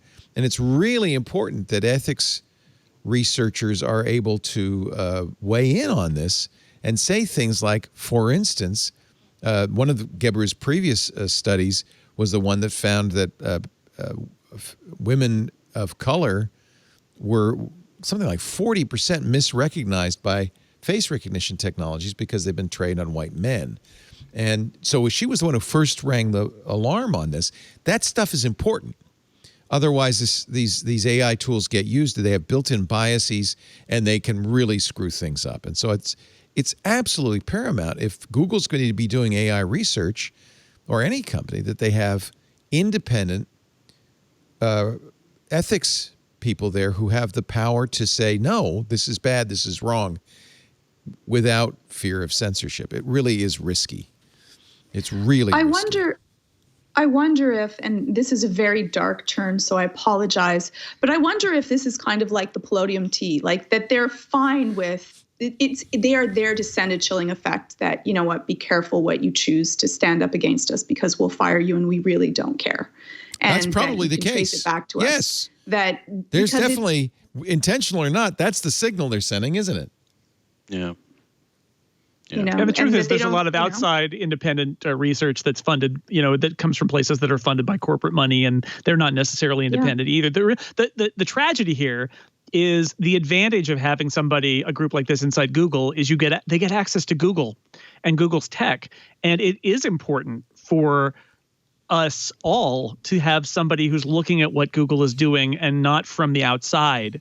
That's right. But at this point, it's hard to see without a pretty dramatic turn on Google's part that anybody is going to really look at the output of that group without a huge amount of skepticism. And I feel bad for the other people who work in that group because I would imagine they're all going to feel like they have to go somewhere else in order to reclaim their credibility. So it's a real, like I said, it's an own goal by Google. Like even if they were unhappy with her or some of the work she was doing, you would think that they would move sort of silently in the background to sort of just wind it up and finish the program or have her go to the door. And instead they just did this out in public.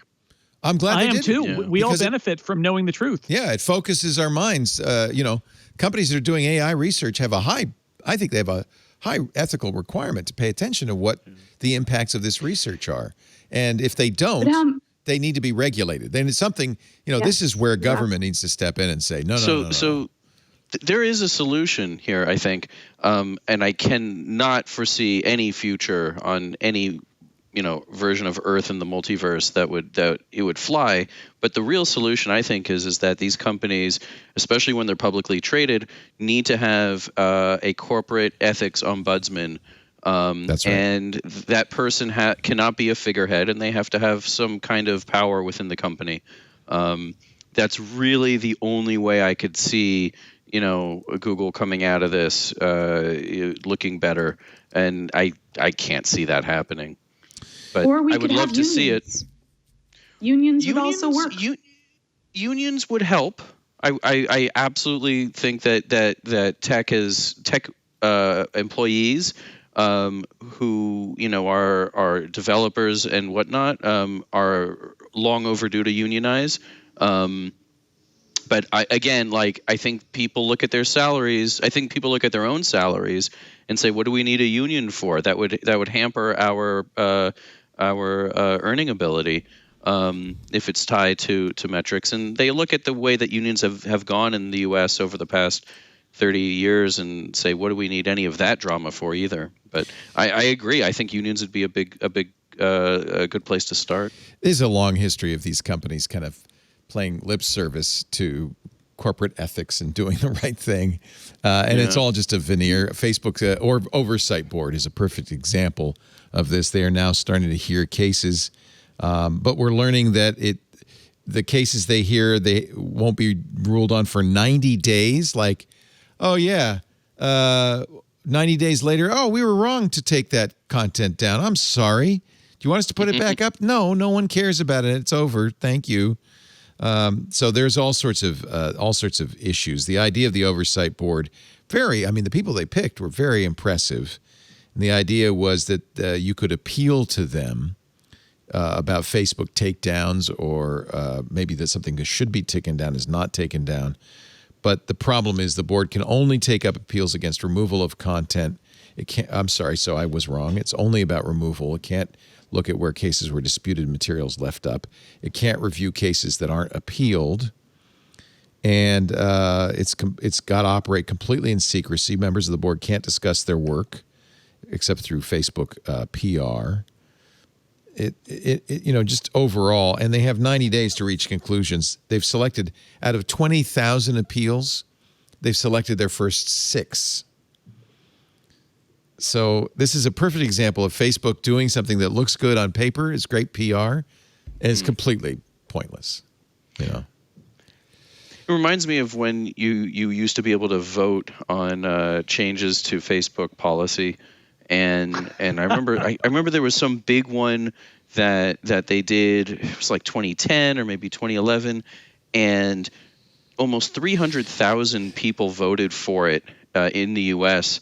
But because 300,000 U.S. voters is equal, even back then was equal to, some tiny percentage of Facebook users, and they decided that it was for global. It had to be a global percentage of global users. It didn't count. And so it didn't go anywhere. Of course. So here's the 6 questions that they're going to look at. Should a set of Instagram posts that showed nipples be allowed, considering the photos were part of a breast cancer prevention program? They really picked like tough things to decide. Should historical quotes from Nazi propagandist Joseph Goebbels be allowed to circulate even if they're in violation of Facebook's dangerous individuals policy? Should screenshots of tweets not even Facebook posts, but tweets by Malaysian Prime Minister stay up in order to raise awareness of the hateful nature of his bigotry or be removed because they violate the hate speech policy. Should posts criticizing the French government be reinstated despite their allusions to alternative treatments for COVID? There nothing about conservative politicians being censored, nothing about QAnon, nothing about anti-vaxxers. Some of the most thorny problems facing Facebook completely ignored. So, it's just PR. We knew it, but now we know it. You know what I mean? We know it, man. Facebook says we will remove misinformation about COVID vaccines. As we get closer to actual working vaccines, they're going to start to be distributed at the end of this month in the United States to healthcare workers. And it is expected that most of the nation will have access to either the Moderna or the Pfizer is the second one vaccine by April. What's going to be really important is a public relations and marketing campaign to get people to take these vaccines. What's going to be really important is to get stuff saying don't get vaccinated off Facebook. Right? Or maybe I'm biased in this matter. No, that's the next frontier of this. Right? That's where it's going to really be where the rubber is going to hit the road, as they say. Yep. Yeah. Already, if not everyone gets it, then it doesn't really. It's still gonna. We're still gonna have an influx of people in our hospitals, and it's gonna clog up the whole system. Officials estimate that to get herd immunity, 70 to 80% of the population will have to take the vaccine. A far lower percentage of people say they will. I can't remember what the number was, but it was a very low number, like 50 or 60%. I mean, this is one of the big concerning things, about the firing of Chris Krebs, who is the leader of CISA, the cybersecurity division at DHS. Is that not only was he working on securing the election and providing factual information in a digestible way to counter election disinformation, he was also working on a very similar project for COVID vaccines, and not having a figurehead running that as we start getting into a place where we have vaccines that can fight COVID, I think is really it's utterly messed up. I mean, Biden, of course, will put somebody in there, but even though Krebs is a lifelong Republican, he was doing the right thing regardless of politics, and it's certainly going to set the agency back in their efforts to fight vaccine misinformation and disinformation. He was on Face the Nation this morning, and with some very scary information. He says Russia, China, Iran, and North Korea are trying to steal coronavirus vaccine IP. The big four, Russia, China, Iran, and North Korea, we've seen to some extent all four of these countries doing some kind of espionage or spying, trying to get intellectual property related to the vaccine. And what we had been thinking through at CISA was not just the vaccine developers, but the entire supply chain, trying to undermine, not merely steal the idea or the recipe, but actually trying to undermine the program. And I expect there will be big disinformation campaigns as well from these countries. This is going to be a big issue. And man, it's really sad that Krebs is no longer running CISA, because this is as important as anything he was doing, it's going to be a big problem. Yeah. So, but of course, that's the world we live in right now. What's interesting is despite all of the pressures against him, he was able to make the election run well. Is it? I should. This is your bailiwick. Seth, is it considered, he said it was the most secure election we've ever had. Even in 2016, there wasn't really any assertion that the Russians tried to change vote counts. It was mostly disinformation campaigns and things like that, right?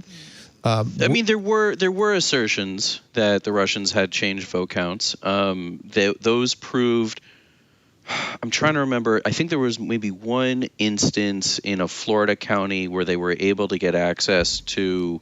I think it was the county registrar. That's right. That's right. They tried to get the voter rolls, but they weren't able to change the actual numbers. Right. Yeah. That's hard to do. Were actually changed in it's a very heterogeneous system, and we talked to election experts before 2016, including Ron Rivest, and everybody there's been a strong consensus since that time that a paper trail fixes the problem. And I think that's what we do here. In the 4 years intervening between 2016 and 2020, that was and thanks to Chris Krebs, among others, very successful notion that we put in much more secure systems. Yes? Well, we did. We sort of did it in a haphazard. Well, that's the election system in the U.S. Shoestring. No. It had nothing. It had nothing really. It had nothing to do with the election system. But if there's any, if you're a Mandalorian fan and you remember the episode where the Mon Calamari guy fixed the Mandalorian's ship Razor Crest with a whole bunch of string and twine, that's sort of what happened. There was a whole bunch of string and twine that led to an improvement in the number of states that created a paper trail, but it wasn't from a federal government mandate, which is really unfortunate. And it means that there are still states and large jurisdictions in some states that do not produce paper trails. It's better than it was in 2016, but it's better than it was by luck. By just people fighting and getting, small victories in their own jurisdictions. Ironically, the defeat of Stacey Abrams in Georgia in 2018 led to Georgia, and it led to a lawsuit. And the consequences of that lawsuit were to mandate that Georgia has to have a risk limiting audit. So in addition to an improved paper trail in Georgia, they also had to, do the recounts, and that's what led to, that's what's led to this runoff. There's been, a lot of improvements made, but they're not systemic, and there's still plenty of opportunity for backsliding. These are things that I think are tenuous right now. But yes, 2020 was no doubt a much safer election than 2016 in terms of cybersecurity, in terms of reacting to widespread disinformation campaigns. And it's not that the campaigns didn't happen. The campaigns were absolutely out there, but there was just more of an effort to get factual information out there. A lot more jurisdictions were on board with it, as well as national agencies like DHS, CISA. So, and it did feel like companies like Twitter and Facebook were kind of throwing off the bots and getting rid of a lot of the disinformation factories and things like that, right? I think that, I have no evidence of this, but I just my reaction to things and seeing how things have gone on Twitter is that Twitter's decision earlier this year to tamp down on the most egregious, misleading tweets from politicians actually had a pretty substantial effect on people who are connected to Twitter, which is, not that's not everybody by any means. It's not everybody, but those people I think are influencers in their own circles, and so when they're not on Twitter, they're probably talking things up. And I think just news reports about somebody taking some kind of action against leadership-driven disinformation is probably helped out a lot more than we think. Let's take a little break. Seth Rosenblatt is here. It's great to have you from the-parallax.com. Thank you. He's the editor-in-chief at SR. Jason Snell, sixcolors.com. Georgia Dow, anxiety-videos.com. It's all. Is this your VR room or is this just an office? What is this room? This is my office. So this is where I podcast and do sessions. It's great. I love it. It's got a very lavender kind of calming color. We had a fun week this week on Twit. I thought we'd prepare. Do we have a promo? Yeah, we'd prepare a little video for you, so in case you missed anything, this is what you missed. Ben Rhodes today, major points. He had Christmas decorations on the bookshelf behind. This is going to be a new competition. Uh-oh. Oh, look at this. Look at this. Happy? Decorations complete. Now? Leo just decked the halls. Previously on Twit. Tech News Weekly. Some late-breaking news that's really interesting. HBO Max is going to get all of Warner Media's 2021 movie catalog the day that they hit the theater. That's a pretty big deal. This week in Enterprise Tech. We're going to talk about the fascinating research around developing eye tracking and just how it can help your organization make some critical business decisions. This is a set of eye tracking glasses. This is Tobii Pro Glasses 2, and the glasses record their visual attention during that process. Wow. Hands-on Android. Google announced that its free Google Photos cloud storage is going away, but I'm going to show you how to create your own cloud storage for your photos next. Hands-on Tech. Got something brand new, an Apple MacBook Pro 13-inch. But it's not how it looks outside that matters. It's what's inside that counts. Twit. Working at home with you. If you're working, most of the time you're just eating marshmallows and pretending to work. That's at least me anyway. Our show today brought to you by Casper. I want to talk about that HBO thing in just a second, the Warner Media thing. Very interesting. But first, a word from Casper, my mattress. Man, did I sleep good last night. I have to say, a lot of it is having the perfect sleep environment. And it's the mattress, it's the pillows, it's the sheets, it's the cool glow light. It transforms the way you sleep. That's Casper's mission, to transform the way you sleep. One snooze at a time. Outrageously comfortable products at not so outrageous prices. Here I am opening my new Casper mattress. We've actually had several of them from the original Casper. This is the latest Casper that adds actually some springs in it. It's amazing what Casper's done. They've created a system that reacts and adapts to your body all night long. Inside, 1,501 perforations to create a cooling system so effective you won't even notice it because you'll be fast asleep. But sleeping cool really is important to a good night's sleep. Only Casper mattresses are made with 86 supportive gel pods. That's what aligns your spine, eliminates aches and pains.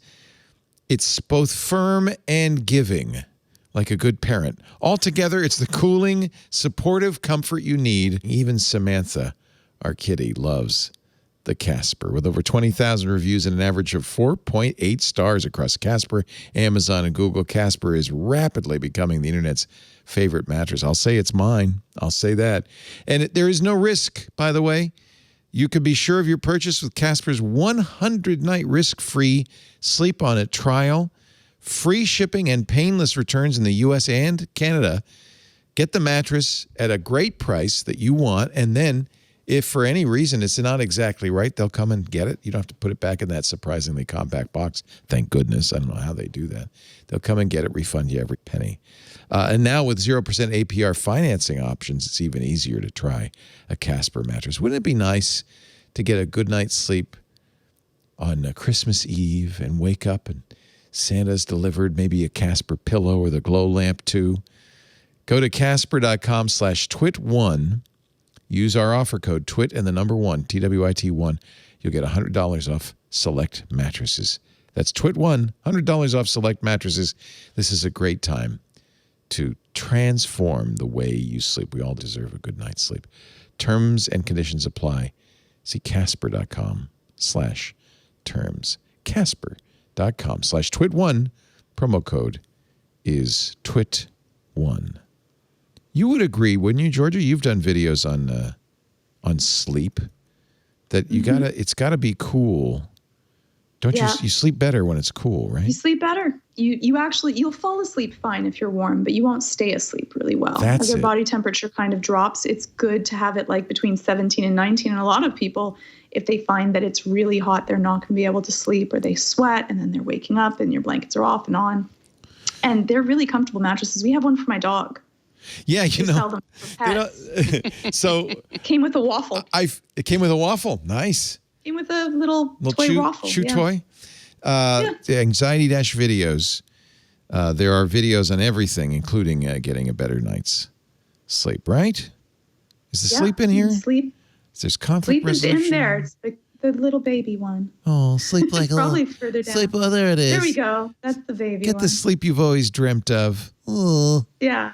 And the nice thing is that it's like whenever we deal with people that have insomnia or they come in and they can't sleep, these are the things that I would say in my session to help them get their sleep back on track. And it's the stuff that Sandra would say. So we kind of, sleep is important, and we spend 30% of our life on a mattress, or, depending on your sleep habits, maybe more, maybe less. Well, it's not all you sleeping, but yeah, I agree. Okay, fair. Actually, that's the big problem for me is a lot of time spent on the mattress. I'm not sleeping, and I wish I were sleeping. So wide awake looking at the ceiling. No fun. You and Renee Ritchie doing a great new podcast called Apple Talk. Want to get everybody subscribed to that because Renee's got the brains, but you got the heart. It's a lot of fun. We haven't done a podcast in a really long time together, and so we're really excited. Can I give a little plug to my friend who just started a new service for people that want to kind of live with technology but not be engulfed with technology? It's called Navigate. It's Christina Crook with Navigate, and it's this wonderful site. I think that it's Navigate Christina Crook, and it's just this wonderful site that you can subscribe, and she sends things to help you live a more peaceful, happy life and not be kind of sucked into technology, but enjoy it along with still connecting. And I think that we really do need people to be able to connect with each other. So I'm really excited for her. So check that out. And you don't have to ditch your phone. Okay. No, it's how you can live with both. You can still watch this podcast, but also have a more full, rich life. It's so pathetic. I get up in the morning. The first thing I have to do is go to my Animal Crossing island and make sure there's no weeds and find all the fossils and hit all the rocks and shake all the trees. And then an hour later, I get out of bed and I bring my laptop to the breakfast table and I sit down and I look for news for Twitter. I'm in front of a screen all the freaking time. So maybe someone should get that for you. Subscribe me for a few months to be able to do the balancing. Animal Crossing is cute. I get it. Did you play it ever? I did play Animal Crossing, yeah. My favorite thing was just getting the different animals. That was it. That was everything for me. But I could get sucked into that kind of game. I don't know what it is. It's The Simpsons tapped out. Before that, it was We Rule. Before that, it was Farmville. There's something about farming. It's so peaceful. It's innate to us to want to hunt, gather, accumulate. Yeah. That's the people that did that better survived, right? Yeah. Ants and the grasshoppers. I discovered that you make good money if you raise pumpkins in Animal Crossing. So I basically took over the whole island with pumpkins. It's not good for the residents. It actually teaches you a little bit about capitalism. It makes you understand the machine better. Yeah. Screw the residents. I'm growing pumpkins. Right. But pretty soon nobody will buy the pumpkins, and then you'll be sorry. All right. Let's talk. I want to actually, this is a big story, and I'm sure that Jason, because you cover media with a lot of your shows, is something you've been kind of aware of. Let's go back in time. The Trump administration fought it for a couple of years, but AT&T wanted to buy Warner Media, and boy, this was a big acquisition, more than $100 billion. And it finally got through. The Trump administration tried to slow it down. Eventually, a judge was convinced by AT&T that nothing bad will happen. Ha! So this is following Comcast buying NBC Universal. This has been what's happened, is that Viacom buying CBS as these channels, the distributors, the delivery companies, the streamers buy content up, and they're just all vying. Eventually, everything will be owned by Verizon, AT&T, Comcast, the big ISPs. So they bought Warner Brothers. They got HBO. They got Turner. They got all sorts of things like DC Comics, which, by the way, the first thing they did was kill Mad Magazine. It's such a bummer. God, it just makes me mad. It's such a bummer. But now, then the next thing that happens is that Richard Pepler, who's in charge of HBO, and actually widely considered to be a brilliant movie executive, gets forced out by AT&T's, eventually became CEO, John Stankey. And I remember a couple of years ago when Stankey said, and I felt a little chill go up my spine, HBO needs to be more like Netflix. Yeah. That's in effect what's happened. Yeah, I loved him on The Little Rascals, by the way. Stanky. He was my favorite. He was the one with the hair that stuck up, right? Yeah. Everybody is afraid of Netflix's power, right? Everybody in the entertainment industry, and they all want their own Netflix. They all want to be their own Netflix, and everybody took a different path to it. So, like, Disney took their path to it with Disney Plus. And what they wanted to do is Warner Media, driven by AT&T, they wanted to create something where they could pour all of their resources into their own premium streaming service. And in doing so, they took HBO, which was probably their best property, honestly, their best brand. But they said, you can't be HBO anymore. You need to be Netflix. And that led to an exodus of HBO executives. Pepler is now at Apple, I think, right? Yeah, Pepler, the pleb, is doing his stuff for Apple TV Plus, which is actually, I would say, maybe the streaming service most like classic HBO, in that they're focused on originals. And, meanwhile, HBO Max now, like, they are trying to be Netflix, and Jason Kilar, who's a smart guy who was the founder of Hulu, basically, is running it. And they're playing a different game. And now with the story I assume we're about to talk about, they've got some content that's really interesting and may actually motivate people to sign up for this service, which apparently so far, most of the people who actually are eligible to get HBO Max have just not bothered to sign up for it. So in classic antitrust theory, the way it works is a company becomes bigger and bigger, pushes out all the competition. And one way they do it is by undercutting the competition, selling below cost and so forth. Until the competition is gone, they control everything, and then they raise prices through the roof.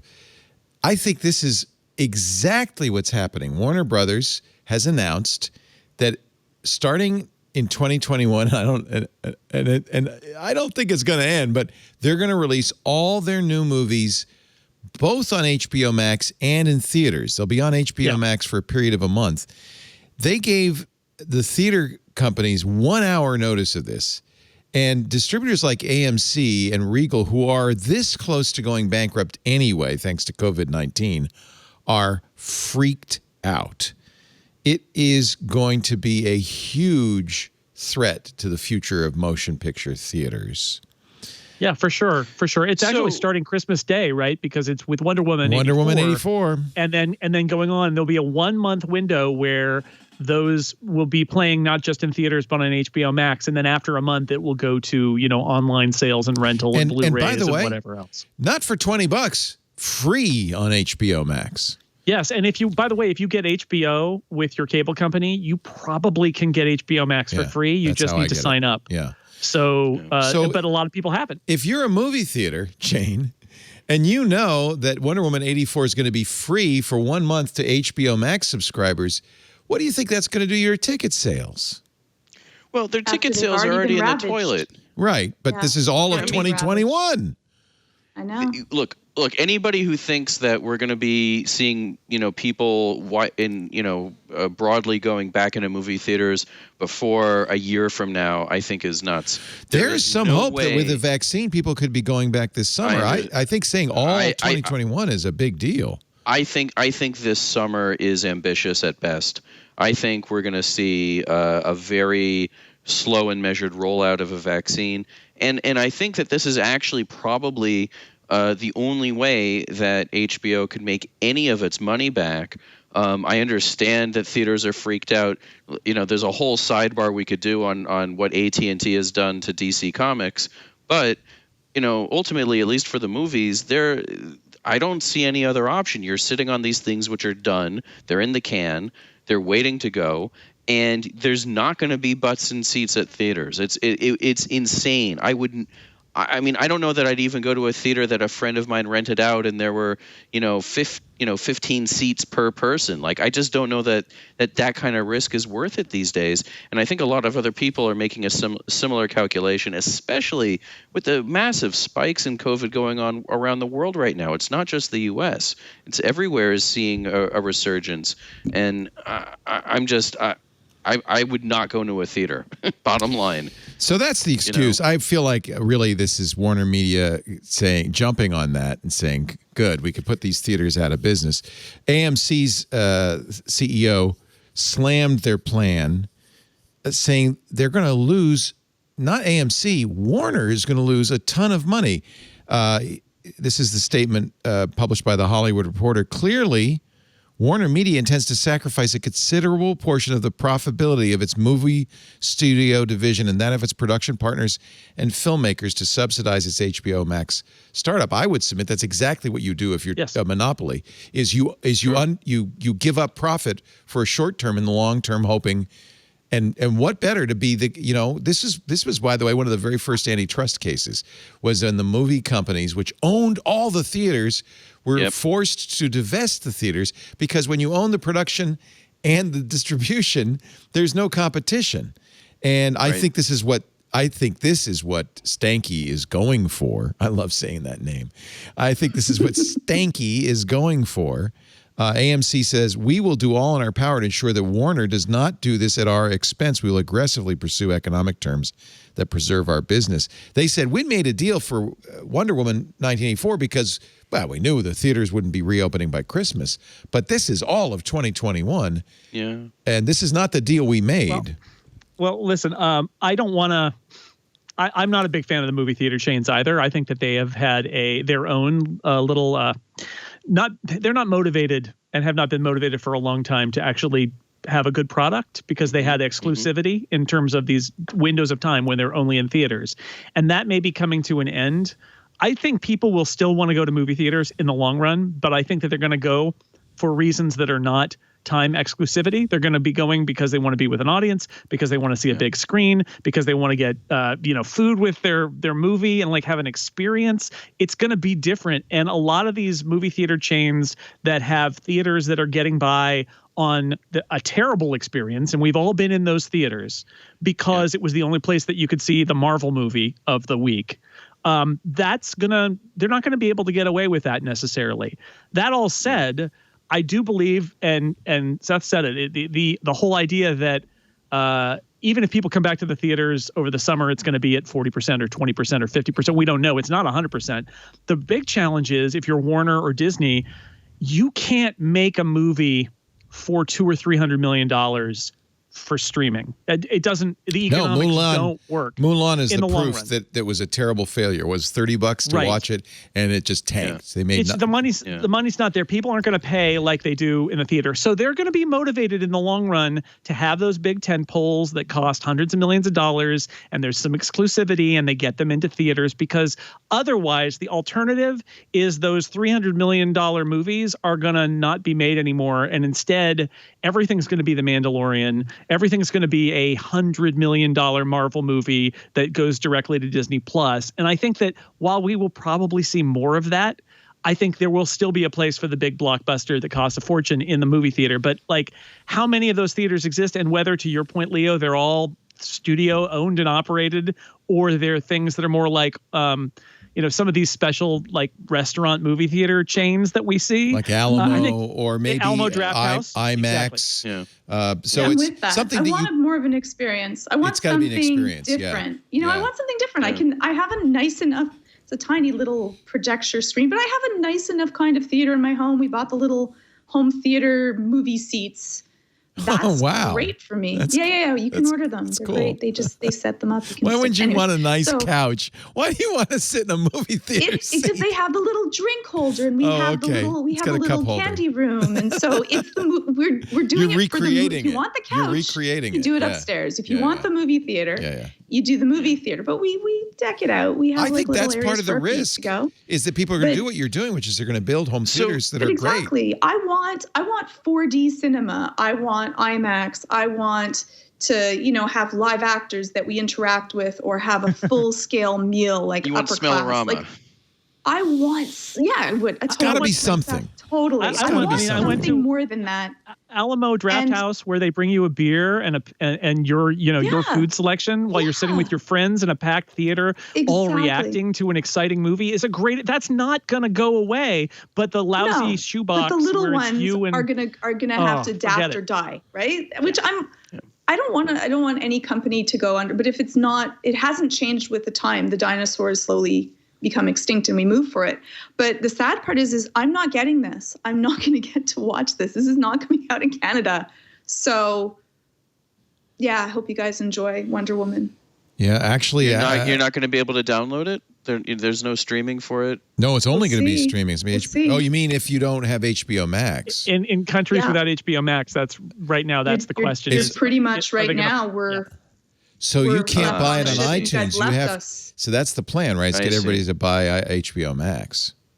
Got it. In the U.S. And then they might have some streaming partners overseas, or they may just wait. But I think the window for the rest of it's going to be really like a month later. So it may be on video in those markets on like January 25th, for example. But that's making the best of a bad situation, because they know that either they hold on to it till next year, as happened with the James Bond movie, or if you're going to release it, you have to release it streaming, because nobody's going to go to a movie theater at Christmas. Right. So, some of this may be contractually driven. We don't know what's in the contracts on Wonder Woman 84 and whether they had to get it out before the end of the year. Yeah. There may be something related to like that related to the movies that are being that they're releasing on streaming in 2020 But the other thing that we're forgetting is that they have to pay off their debts. They have to pay off all the actors and stuff. They actually have to do it structurally, where HBO Max is writing a check to Warner, the studio,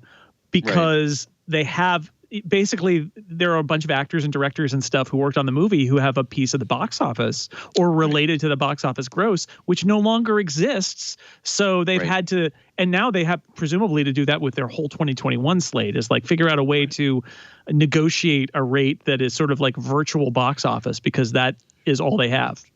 Sure, but we're also forgetting that in especially in terms of video and audio media, that a lot of some of the most popular shows over the past 10 years, especially Game of Thrones, really hit their mark and blew up their audiences because people were torrenting them in countries where they couldn't stream it. And, I would never encourage anyone to do anything illegal, but torrenting has been around for 20 years. People know how it works. And we've seen that when shows like Game of Thrones get torrented, things that are incredibly popular, they get even more popular. And I would be very surprised if that doesn't wind up having an impact, a positive impact on people wanting to go see these movies whenever they do get released into theaters, because we know that's going to happen. They're not going to keep a tentpole like Wonder Woman 84 out of the theater once theaters reopen. They're going to have some big, rewatching experience for it. So, in some ways, this might be a positive thing. Theaters stick around for blockbusters. People do want the social experience. But there are great movies like Alfonso Cuarón's Roma, which came out on streaming only on Netflix, that will find an audience. These aren't $100 million movies. These are small artistic movies that might find an audience in streaming that they wouldn't have found otherwise. It could be more diversity in films, just because there's a more diverse platform for films. That wouldn't be a bad outcome. Yeah. I wouldn't want to be, Alamo Drafthouse closed 41 theaters this year. Yeah. I wouldn't want to be in the theater business this year anyway. I wouldn't want to be in any business this year. But, here in San Francisco, we're very blessed. We still have a pretty impressive number of independent theaters. We have small chains like Alamo. We do have a couple of big multiplexes as well. But, I live in the Richmond district, and there are 2 independent movie theaters here, a short walk away from where I live for both of them. And and it's really remarkable that they've been able to eke out a living, up until 2020. It would be horrible if they closed down, but I can't imagine, just seeing where things are going, that if they can make it into, post-COVID times, then they will see a resurgence, because people will be so excited to go do things. And people, at least here in this city and other large cities, love independent movies. They love smaller movies. They love second-run movies. They love it when, Francis Coppola puts out a new cut of Godfather 3. That just happened. I mean, there's all sorts of things that I think are going to be driving people back into theaters. But that's unique. That's San Francisco. That's New York. That's L.A. That's a few metros. I'm sure that's not important box office wise to the big blockbuster movies. They've got to play. But for the smaller ones, like the Cuarón movie that you're talking about, Roma, I'm sure that's a huge deal to them. Yeah, maybe. Yeah. I would do drive-in. I would go back to a drive-in cinema. I think that this is the time for it. If someone opened it, I would love it. We have drive-ins down here. I don't know about Montreal because of the weather. We don't have any left here. Yeah. In SF, we did do that. They did a series of drive-in showings at Fort Mason. I saw Fury Road there, which was great. And, there were a whole bunch of people that I knew who we all bought tickets and drove our cars in. And it was nice to see people socially, even if distanced, for the first time in months.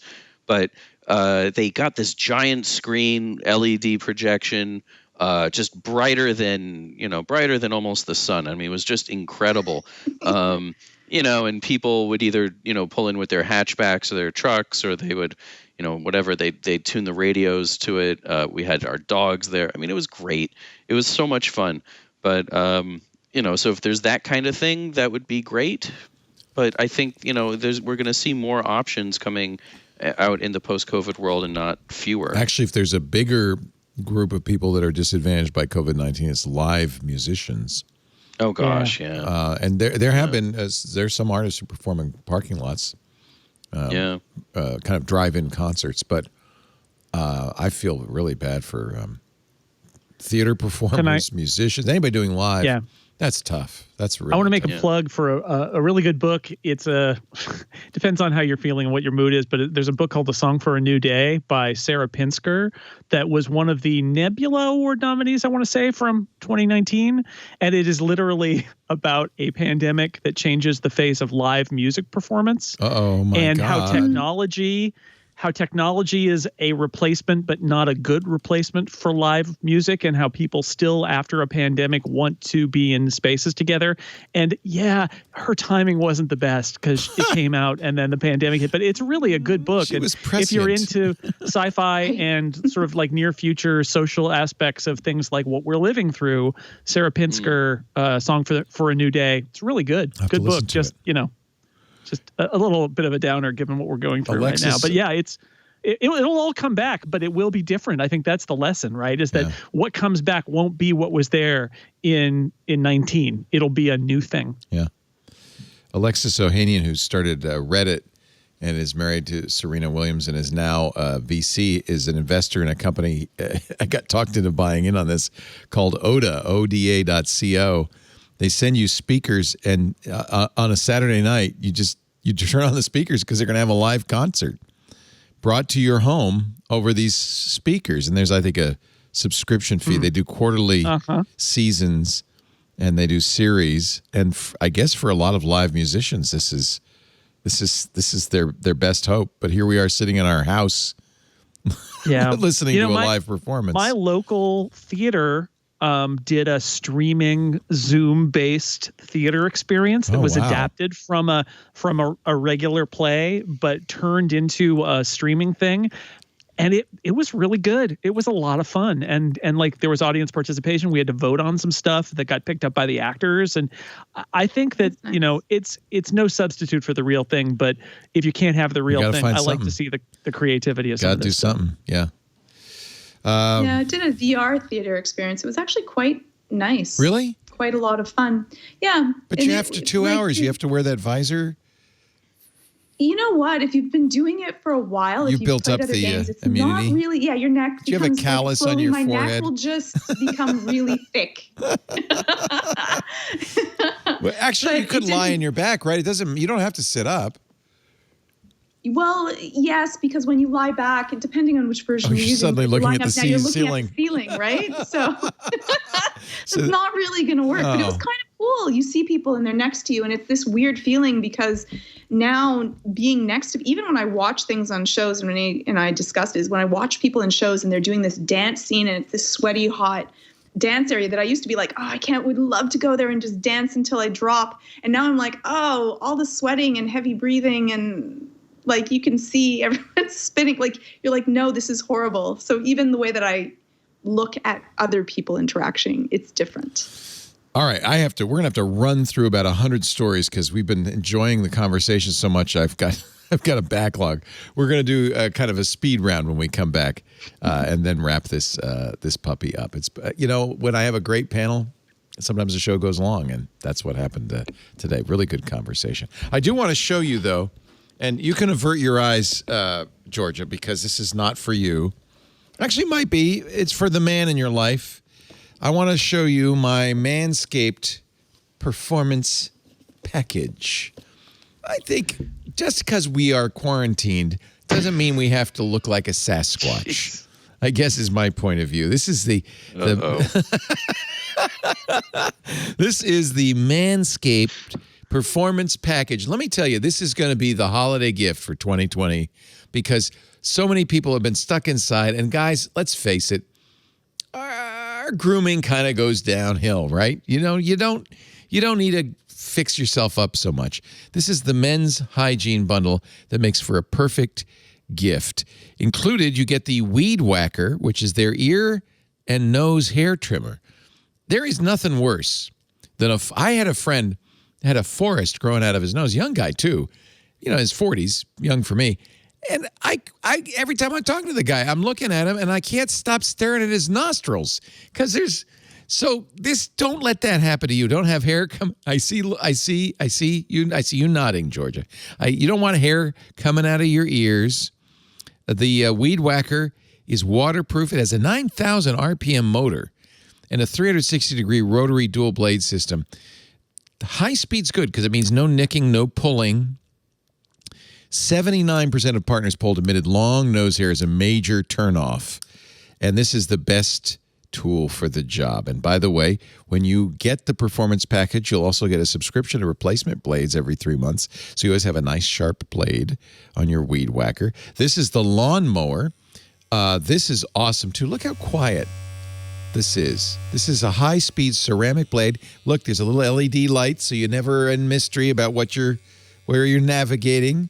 My friend Micah Sargent says that the best example is you'll trim your hedges to make the house look bigger. You know what I'm saying? This is all about keeping the lawnmower 3.0, my friends. The dads can't stop talking about it. The teens secretly buy it. And the people in our lives will love you for it. 'Tis the season to get Manscaped. Get the Manscaped Performance Package. It also includes their famous liquid formulations, the Crop Preserver to keep your nether regions smelling fresh, and the Crop Reviver. I don't know if you have a nether region hygiene routine, but if you did, it would be definitely... It would definitely involve the Crop Reviver.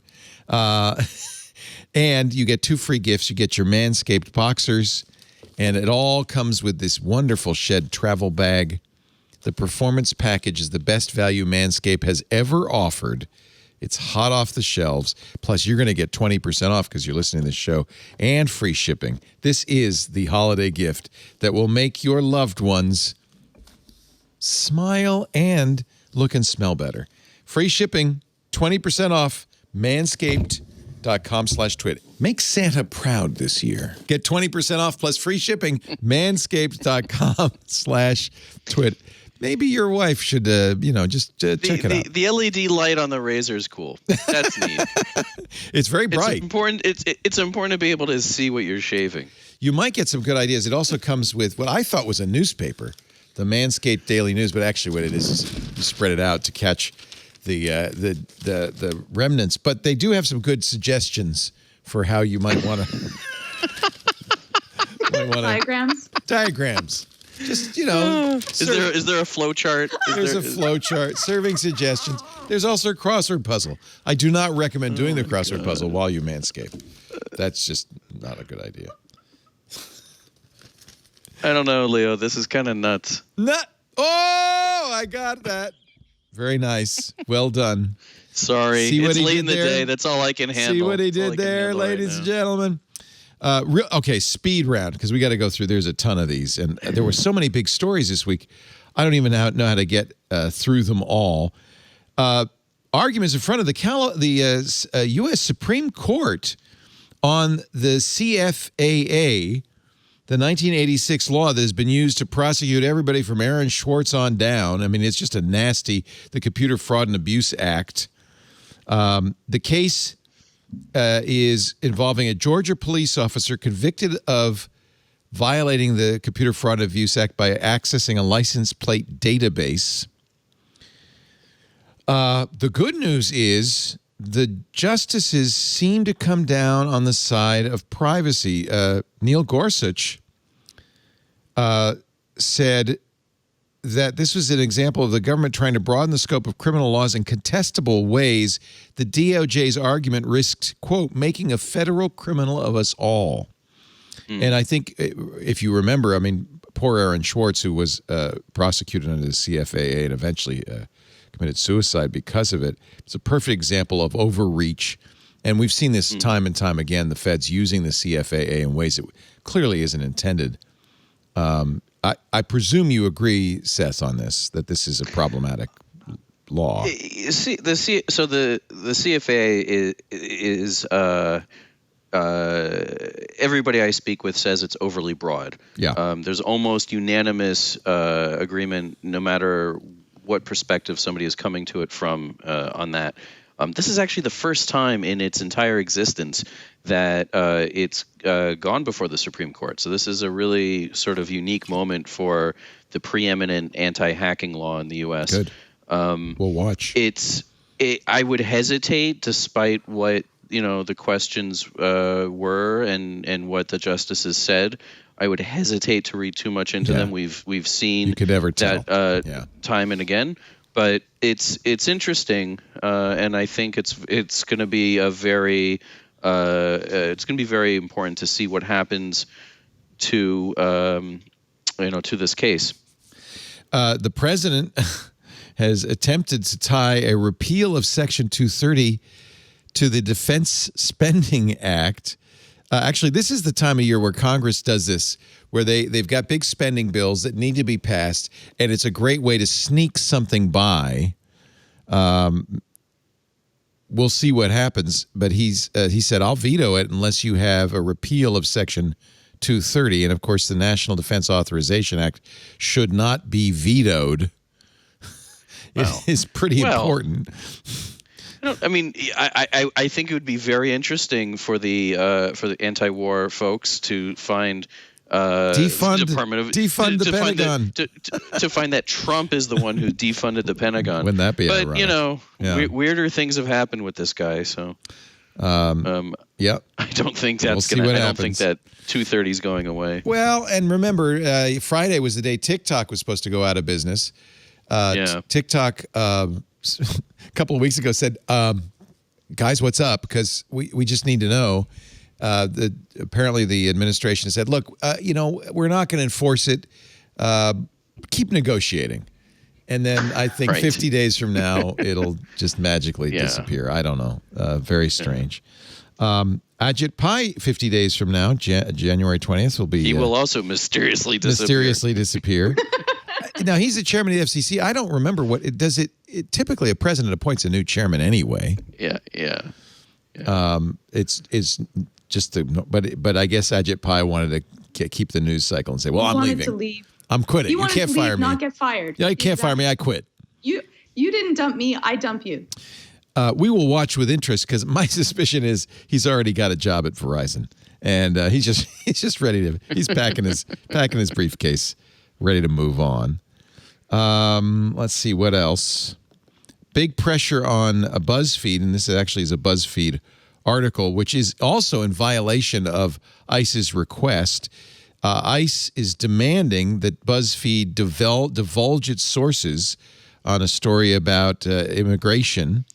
And, of course, BuzzFeed protects its sources, as all good journalistic enterprises do. ICE even said, not only do we want you to divulge your sources, but you can't tell anybody that we're asking for this. So, of course, BuzzFeed immediately published the story.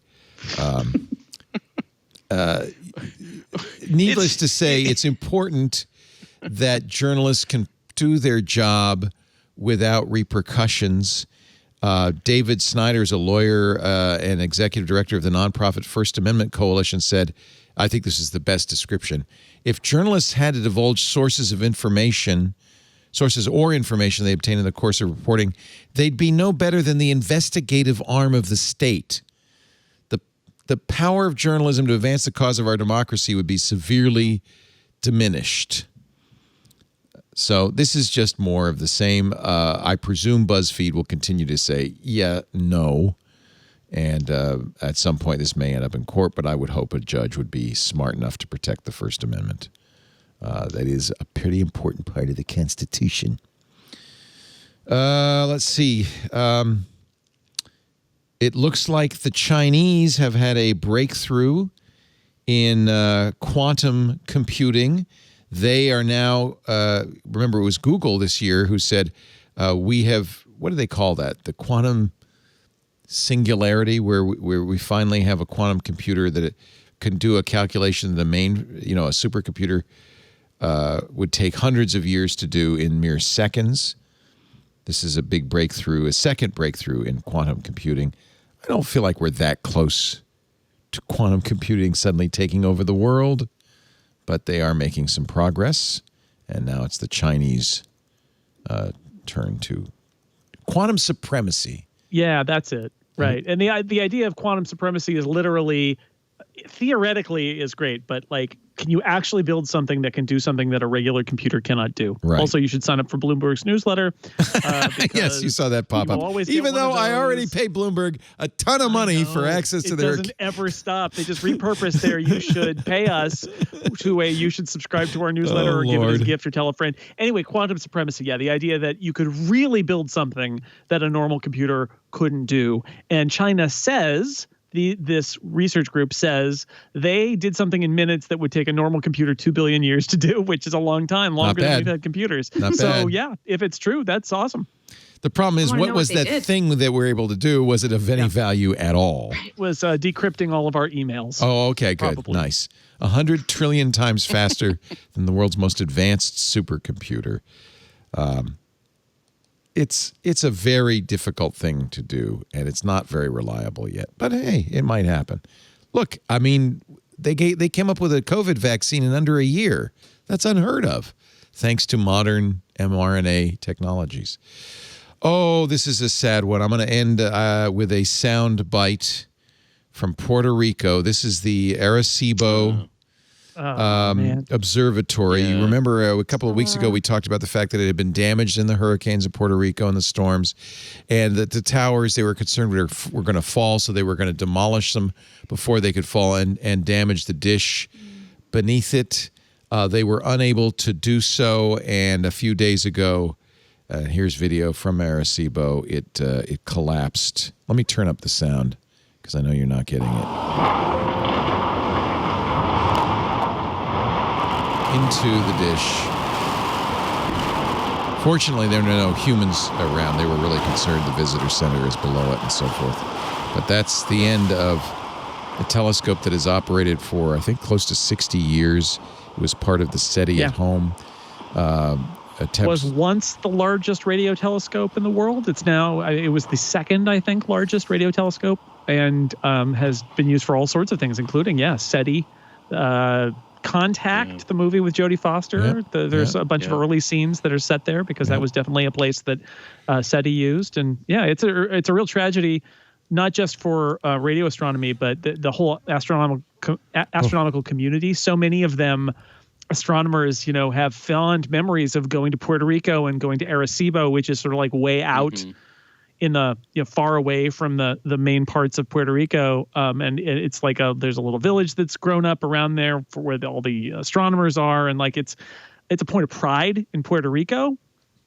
And it's it was already kind of broken and not going to come back, but now it's been completely destroyed. It's really tragic. The second video is from a drone, which I guess they, with some foresight, had above the observation platform. And boy, it's dramatic to watch those cables snap and the whole thing tumble down. They knew it was happening, right? They were trying to do a controlled demolition so that they would be able to figure out exactly where to drop it, and it beat them to it. Yep. Okay, sad. Let's see. If you want to go to Singapore, you can have chicken nuggets grown in a vat. This is the first time ever lab-grown meat has gone on sale. It's a single restaurant in Singapore that's selling it. The chicken bites are produced by a U.S. company called Eat Just. You may be aware of them. They have vegan mayonnaise and stuff in the stores. But there are dozens of firms trying to figure out how to grow chicken, beef, and pork in a vat to avoid killing animals. Vegetarians will be thrilled. And one of the things, it's good for the environment. It's good for your health. But one of the things that stops people like me from being a vegetarian is I like the taste of meat. So now they can use a few cells of a chicken, feed it plant proteins, grow it in a 1,200-liter bioreactor, and serve it in a restaurant in Singapore. I would like to taste these, but I'm not going to fly to Singapore to do it. I would try them. Try them. Maybe not one of the first people to try it. No, it's like the vaccine. I've watched all the I'll let a few people try it out before me, and I'll see how it goes. But I tried it. It can't be, more artificial than a real chicken nugget, right? Like, I don't think there's any chicken in a chicken nugget. So it's pretty artificial already. Yeah. Can't be any worse. All right, so that's I think it's going to be. They think maybe by 2040, in the next 20 years, most meat will come from a vat because as they grow it and scale up, it can get cheaper and cheaper. Right now, it's fairly expensive, but so was the Impossible Burger, and now they're selling it at White Castle. So the difference is an Impossible Burger is plant protein. It's not an animal protein. It's just a burger-like experience. This would be actual meat, but just not made by an animal. So I guess you could argue that it's not really meat. I don't know. All right. I think we should wrap this up. There are still many, many stories I didn't get to. These things happen. I thank you for being here. Great panel. Jason Snell is sixcolors.com with Dan Morin. But also, we really should plug the incomparable, all the podcasts you do on the all the great podcasts. Relay people FM should check network. Out. I've been doing a series. It's at 6 Colors, and there's a podcast on Relay FM called 20 Max for 2020, which are little audio documentaries and essays and little videos about what I think are the 20 most notable Macs in history, counting down from 20 to number 1. We are tomorrow. We'll be at number 4. So people should check those out. And the podcast, I'm really proud of the podcast, especially, which is on relay.fm. I've had every one of these, I think. So have you. Yeah. Right? Well, they're good. That's they're notable. Many of them are actually bad, but they're notable for how bad they were, like the Macintosh Portable or the 20th anniversary Macintosh. Yeah. It's not the best Macs. It's the most interesting or notable Macs. I got the Macintosh Portables over there. I think we gave away, didn't we, John, the 20th anniversary Macintosh? We gave that away. That's how bad it was. Yeah, it's a prototype that escaped the lab. But I actually bought a Mac Portable for this project, and it's ridiculously heavy. But the keyboard's great, but it's ridiculous. You should have just come to visit me. I got one right over there. It's the one with the trackball in the thing, right? Yeah. Yeah. On the side. On the side. Oh, that one. That one's like 30 pounds. That's huge. Yeah, that one. Yeah, it weighs a ton. Yeah. That's right. Yeah, it was the sewing machine Mac. Yeah. Well, that's fun. 20 Macs for 2020 with Jason Snell. Yet another podcast. The guy. It's like an NPR style podcast. It's like super edited, and I scripted, and I've got a bunch of interviews with people who know and care about old Macs and stuff, and it's a lot of fun. And they're all like 15 minutes long. They're all super short. I'm really curious because I feel like, obviously this is the opposite of an NPR podcast. It's not edited. It's sprawling. It goes on and on. It's a mess. But that's what I've always done for 15 years. And I look at the success of the NPR style, and I wonder, well, maybe we should do it that way. Is it a lot of work? Oh, yeah, it's a lot of work. It's the most work of the entire project has been doing that podcast. Edit. But it was a great creative challenge. And I'm using Descript, which, if you haven't heard about it, is basically you feed audio files into this thing and it transcribes them. And then you edit it like you're editing a Word document. And audio comes out the other. Oh, are you using literally that? Yeah, that's a really interesting product. I've been very interested in that. Yeah, so that made it possible? possible? Yeah, otherwise it would have killed me. But that made it possible. And then you can export. The beauty of Descript is that you can export it out into any popular editing software in project form. So you can clean it up. So I take it out to Logic and then I clean it up and add music and stuff like that. But that way I can literally use my editorial skills as a writer and an editor to look at my interviews and move quotes around and stuff and build a script out of that. And that's what's enabled me to do it. It's pretty amazing technology. Yeah, that's interesting. So it helps you get it to kind of the first pass. What would you say, 80, 90% there? Yeah, I'd say 90%. It's pretty close. And now they've got a video version or video features too. So anybody who's doing like a documentary where you've got hours and hours of interviews to go through, can you imagine? All you have to do is edit the text of your interview and you've got video at the end of it. It's brilliant. Wow. I like what you're saying because I never trust it to do it by itself. But I like what you're saying is you get the Logic project and then you tweak it a little bit, make sure it's that was just the moment for me was Yeah. when I knew I could take it out. I mean, they have a rudimentary editor in the app, but you can just take it out and then use your video editor or your audio editor to Fancy do it the up. fine tuning. Yeah. But it's pretty amazing. You remove one word and then you play it, and that word is just gone. It's pretty cool. Wow. Pretty soon we won't even have to do these shows. We'll just say, just do a tweet. Computers will talk to each other. Computer, just do a tweet. Yeah. Thank you to the wonderful Georgia Dow. You are a sunshine on a cloudy day. Thank you for being here. Everybody should go to anxiety-videos.com. If you are struggling a little bit and you want some advice, Georgia at westmounttherapy.com. She maybe can steer you in the right direction. Thank you for being here, Georgia. We really appreciate it. Thank you for having me. Yes.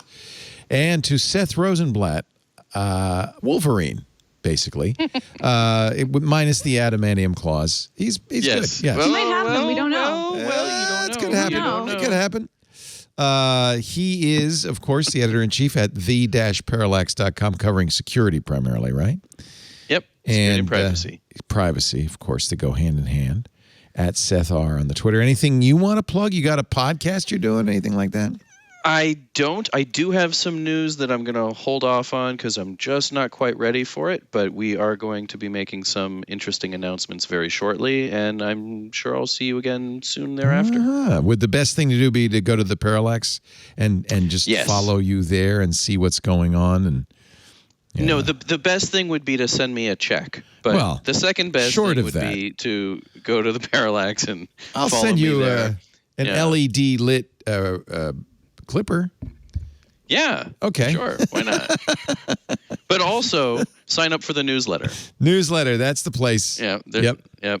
THE-Parallax, PARALLAX.com. We do Twit every Sunday afternoon. It's right after the tech guys. It's about 2:30 Pacific, 5:30 Eastern time, 22:30 UTC. If you want to watch us do it live or listen live, the streams are at twit.tv/live. If you're consuming it live, you should probably join us in the chat room. That's where a bunch of other people watching live are chatting. irc.twit.tv. Some of the best people there. They're really, really fun bunch.